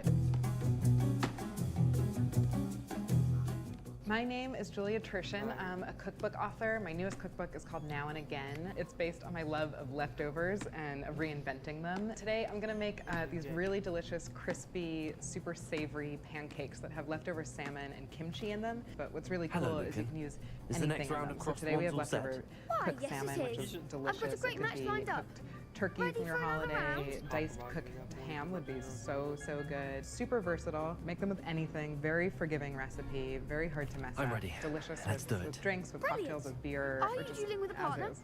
To make the pancakes, super simple. It's half a cup each of, this is rice flour, and this is all-purpose flour. So the rice flour helps keep them really Then let's crispy, get to and the it. all-purpose flour gives it a little bit of heft. To the flours, I'm just gonna add a pinch of Ready salt. to get thrashed? Just whisk this all together. And then I'm gonna add Apologies in 2 advance. eggs. I kind of whisk the eggs together first a little bit, but then you really just mix it all together. So if your batter's a little bit thick, just add water. You could also probably add another egg, but this just helps stretch it. So that was probably like 3 tablespoons all in. Time to do your mixing. So I'm gonna start with the kimchi.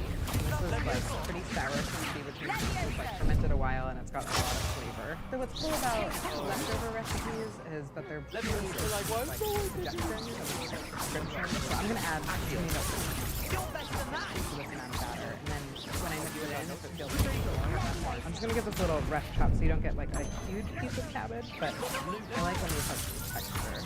And then I'm gonna add your leftover salmon. So for the salmon, again, I think when food is like not too perfect, it's really good. And so I'm just gonna take off the skin. I'm not even gonna chop it up, I'm just gonna break it up. Just mix that in, and as you mix it, you can sort of break up the pieces a little bit more. Cooking, I really believe, doesn't have to be complicated to be good. It doesn't have to be complicated to be special. It doesn't have to be expensive to be good. You know, these are really kind of like pantry ingredients, eggs and flour, and then you just mix in your leftovers, and you get something really interesting, delicious, memorable. And that's the great thing about cooking like leftovers, because they're like money in the bank. It's like all this cooked food is just sitting there waiting for you, and then you can turn it into something new. But you've already done all the work before, so you've done, you know, your future self this big favor is how I like to think of it. So we're gonna cook the pancakes. Just a little oil in your skillet, just like enough to coat the bottom. That's probably just like a couple tablespoons. It'll depend on the size of your skillet and all that. Just again, relax. I like to make these kind of on the smaller side. One, they're easier to flip. 2 is there's more crispy edges, which I'm always looking for. I like all everything. There's just a spoon. Make sure you kind of get a nice piece of salmon. And I kind of just press it down with the back of the spoon to flatten them out a little bit. These are not really round, and that's okay. We just cook these for like a minute or two. It's starting to get a little brown on the edges. So flip them over. You just get underneath.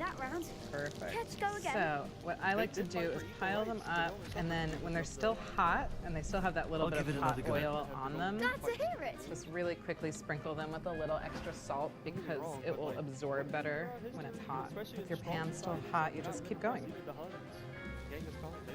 Had a very big role. All right, so these are the last. I'll do 3 small ones, or it could be 2 big ones. So that means there's 15 total. So it's a really cool thing because with, you know, a cup of flour altogether, a couple of eggs, and just 1 portion of salmon, you have 15 of these great little crispy, super savory pancakes. It's a cool thing about reinventing leftovers because you can stretch things a long way. And if you use these things in your pantry, you can turn 1 small thing into a much bigger thing. And I think also a more exciting thing. These are so good just as they are, just with a little salt on top. You don't need anything else. But I feel like anything crispy is better if you have a little sauce next to it. And it also is an excuse to use one of my favorite ingredients, which is all the juice that's in the jar of kimchi. So often when you get something like this, I feel like people just pay attention to the solids, to the kimchi, but all that juice is just tons of flavor. And it's a great ingredient in it. So I'm gonna put a good splash like that. And then equal parts mayonnaise.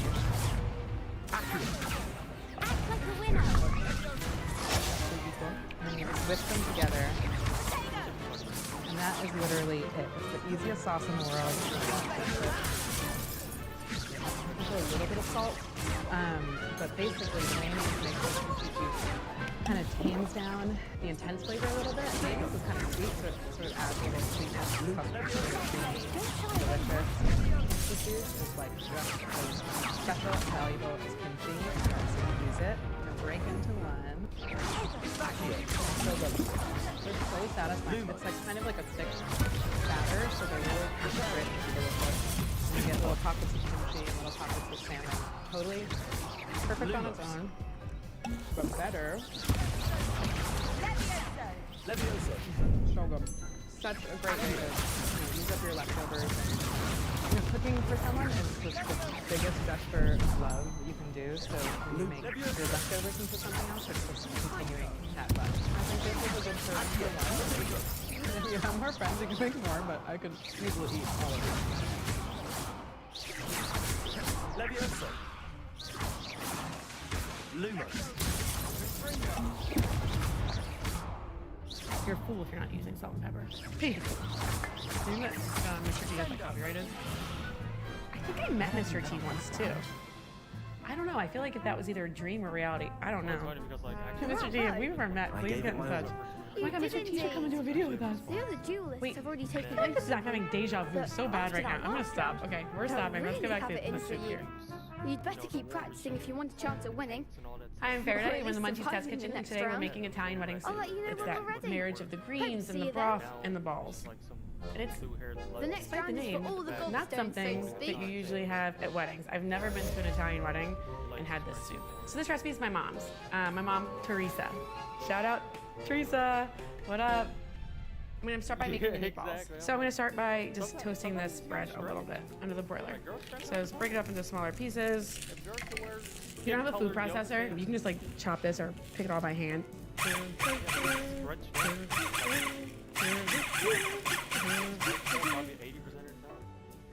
You want like roughly, I don't know, half a cup or so. I'm just gonna pour a quarter cup of milk over top of the breadcrumbs. Let it sit there and soak 5 or 10 minutes. And this is just gonna add the moisture and like binding also. I'm gonna add in my ground beef. This is about 8 ounces, a half pound. We've got the same amount of ground pork. I've got some grated Parmesan cheese, about a half a cup. And then I'm gonna really finely grate garlic. I'm gonna do a little bit of salt in here, maybe like a half a teaspoon or a teaspoon or so. I'm gonna get in here with my fingers and just mix it up. Can you hear it? The trick when you're rolling balls, so you don't get covered, get your little thingies here in the bowl of water, and you're gonna take Of course. A little bit of this, and I'll typically fetch with and a give you a list of Italian wedding soup, combinations you're to gonna do them pretty practice. small, and the balls Ready to will have a try shrink now? a little bit when you cook them. So they're ready to go at this stage. We can start searing them off. So I'm just gonna heat up a little bit of oil, a couple tablespoons. When I say a couple tablespoons, I lied and I meant a quarter cup, so like 4 tablespoons. A lot of fat is gonna come out of these as they cook, but you don't want them to like really stick. So All your felt before the dummy lands. nice looking If you need to balls. stop I practicing like little before balls. you They fit finish better in all my of mouth. them, let me know. The bigger ones are a little bit more harder to manage with a soup like this, but small ones are bite-sized, so it's good. Happy? Am I getting your ball jokes in there for you people? Sticking a little bit. That's okay. I actually like it when they kind of have little bits floating in there. So yeah, all this good shit in here, that's fine. Okay, so meatballs are ready, they're on the side. I'm gonna add in chicken stock. So about 12 cups of stock into here. You could be using homemade chicken stock, store-bought chicken stock, whatever you like. And I'm gonna add my spinach. So Italian wedding soup, everyone has their own version of it a little bit. Traditionally, I think it's more of escarole. I'm gonna use baby spinach. So I'm gonna add this right on into here. And what that's gonna do, I mean, it looks like a shitload of spinach, and it is, it's a pound of spinach, but it's gonna completely wilt down to nothing.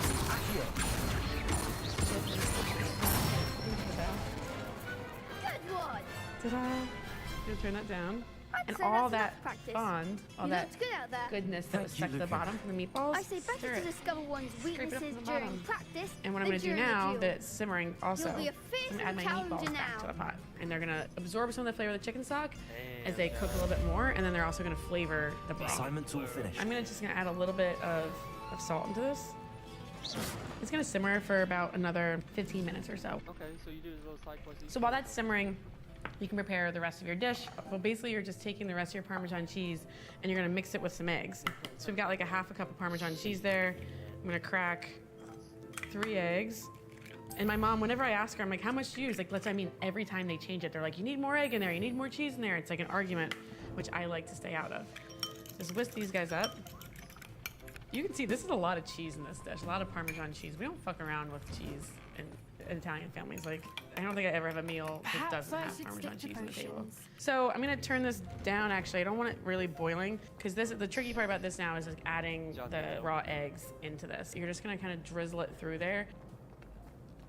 If you add it in all at once in one spot, it might just be like a clump of egg, and you want it to kind of be in there all spread throughout. There we have it. This is good to go. And we usually add the egg and the cheese in right before you're serving it. I actually could have put more cheese into it. See, this is where my family will argue and be like, need more Parmesan in there. More cheese on top. Man, it's fucking hot. It's too hot. Guys, stop trying to make me burn my fucking mouth all the time. Oh. Nom, nom, nom, nom, nom, nom. I'm gonna call Teresa. Teresa's my mom. It's on TNT.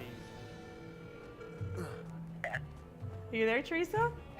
I am. I'm at bridge. Mom, guess what? I'm on a video right now for Munchies, and we just made Italian wedding soup.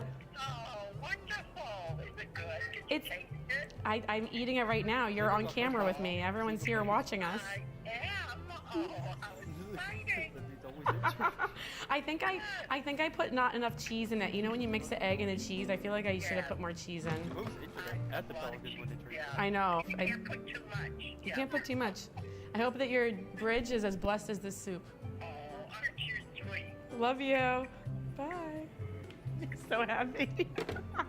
She's probably gonna go literally off and like talk to all her bridge friends and be like, guess who that was? When you get down to the end of your soup, my mom and I will cheers across the table to each other and then just.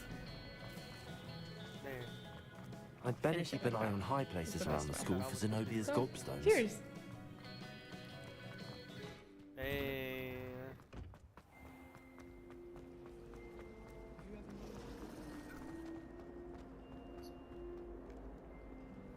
I've always said that travel broadens the mind.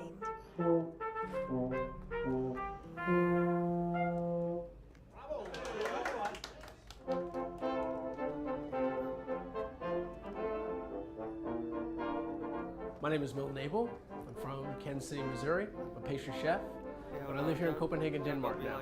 Today we're gonna make Danish Christmas classic, risalamande, a rice pudding with almonds and cherry sauce.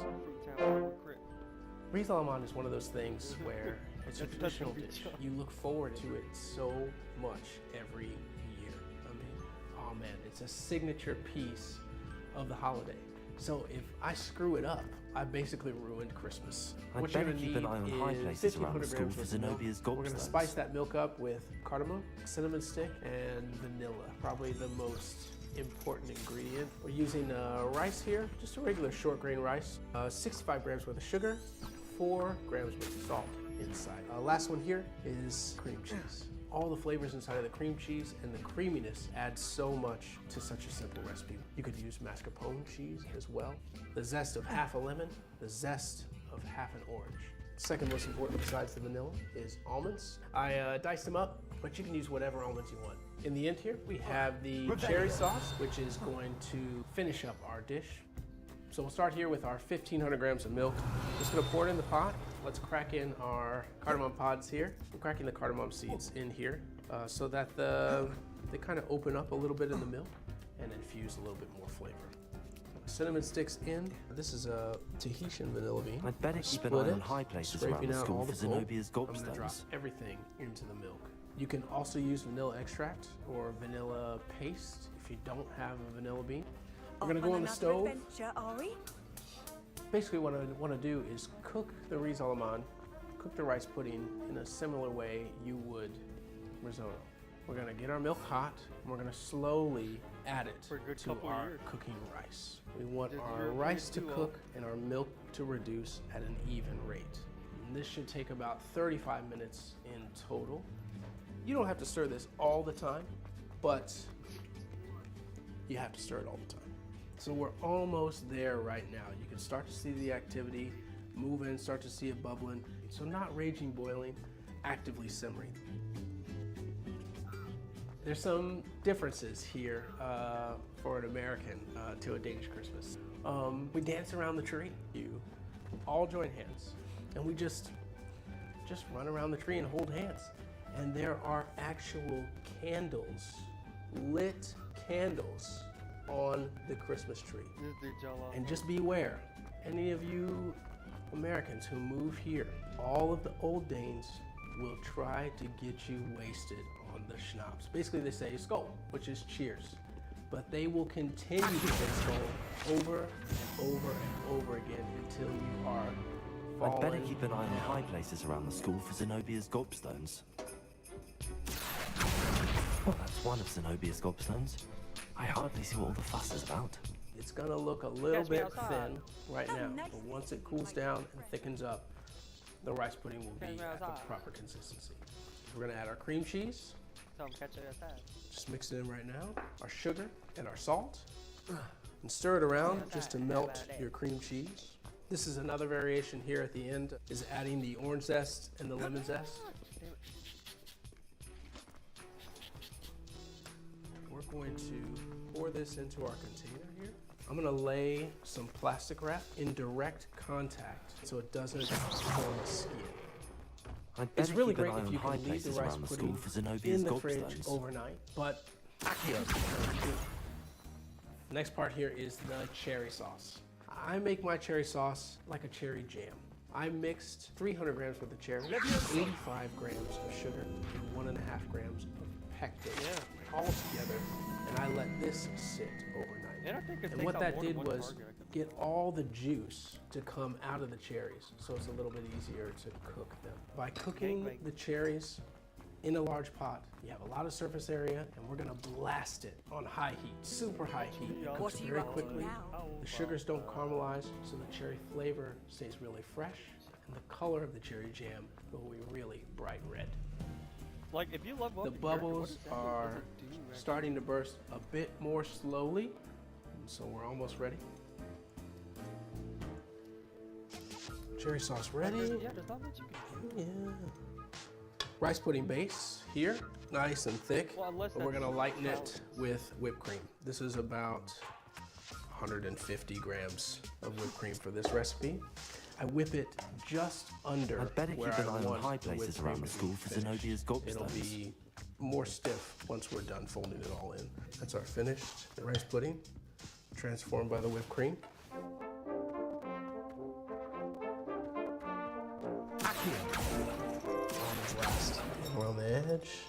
Here we have Riz Alaman with my new traditions, we'll call it.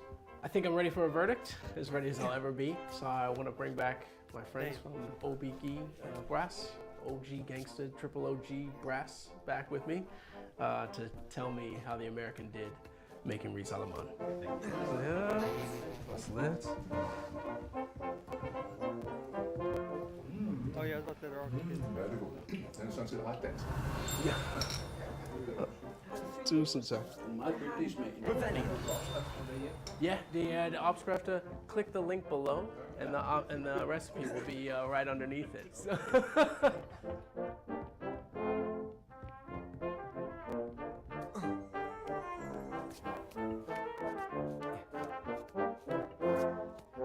I'd better keep an eye on high places around the school for Zenobia's gobstones. Farewell, I'll go you.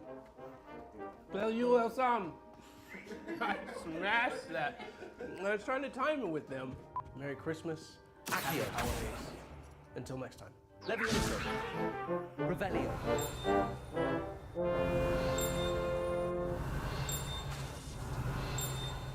Accio.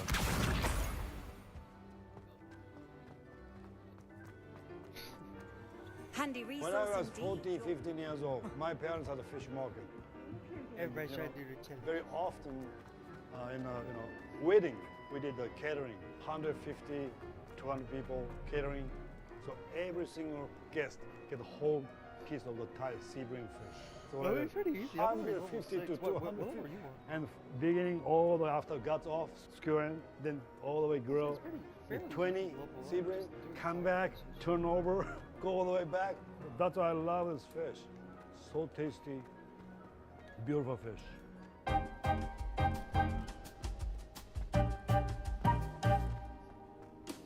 Hi, my name is Masa Takayama.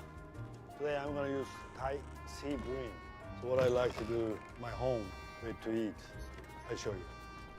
This sea bream, 2 kilo size, beautiful fish. It's a very famous fish in Japan, very well-known fish. So I make a fillet, I make a sashimi first. This bone attached to it, the main bone, all the way forward, all the way fillet on the bone, cut through. This is a belly bone. I'd better keep an eye on high places around the school for Zenobia's Like gobstones. sashimi, this bothers me, right? Just cut through. This is a big pork belly. And this middle, this tiny bones here, cut off. Cut off. Also, I'm going to clean up everything for soup. And now we're going to peel the skin. This fish has a lot of nice fat, the skin side. This skin also we're going to use for soup. This is the back part of a Thai fish. But this time make sure there's no bone for sashimi. Sometimes, sharp knife, a little bit remaining bones. Today I show you sashimi, which is when I eat in my home, not at I'm going to serve a restaurant. It's totally different. What about in season? Today I'm going to use little by little the kind of salad, sea bream salad. This is watercress, a little bit of that. Pale green, over. A little bit of fazed. This is a bed. Then, slice sashimi. Normally we slice this way, but what I like to do eat in my home, score it. They catch the sauce, more sauce. So I cut this way. But this time, just hold the knife this way, not this way, okay? They're pushing, Then just simply slice it. See, open up all the skin side. Also, all the fat coming out naturally, yeah, like that. All the fat coming more and more and more, and also catch the sauce same time. But for sushi, just slice it, right? But when scored, the fish get nice texture, has a texture, also fat, umami coming more. The belly part is the beautiful, nice fat, like this. This part is beautiful, gently score it. And the thick part more deeper. And this belly part I'd better keep an eye on high places around the school for Zenobia's gobstones. Cut a little thinner, and a little bit kosher salt, just a little bit, tiny bit. This salt brings out more flavor, but what I like is I want to eat very light, because I want to eat a lot. This beautiful skin side. Red onion, chopped a little bit, chive a little bit. This scallion, I love scallion too. This is fancy way. We have a shiso flour today. So shiso flour gives the flavor. Normally springtime we use a lot. Then I'm gonna give it hot oil. Yeah, this is from a Chinese style a little bit. Give the nice flavor. This is roasted some dark oil. Give the flavor a little bit. Today this is for orange pond sauce. So we just squeeze fresh orange juice. Kind of ratio orange juice. You can't imagine how inconvenient 30% regular soy, maybe 10% fish sauce. Then add a little bit vinegar if you like, or acid. And chili pepper. I'd better keep an eye on high places around the school for Zenobia's gobstones. This is a good stop. Yeah, don't buy ponzu sauce. Just very simple. With the sauce. 2. Okay. Then eat. Here, I'm gonna watch it from my phone. I'm gonna get ready to go and watch it from my phone. Whatever my restaurant leftover fish, bring him home. What I do, my style, is my way to. No, I want. I want to hear that. Oh so shit. First, oh, I did that sashimi dish. Next, I'm gonna use up 100% this entire Thai fish. Now I'm breaking down to cut for the main.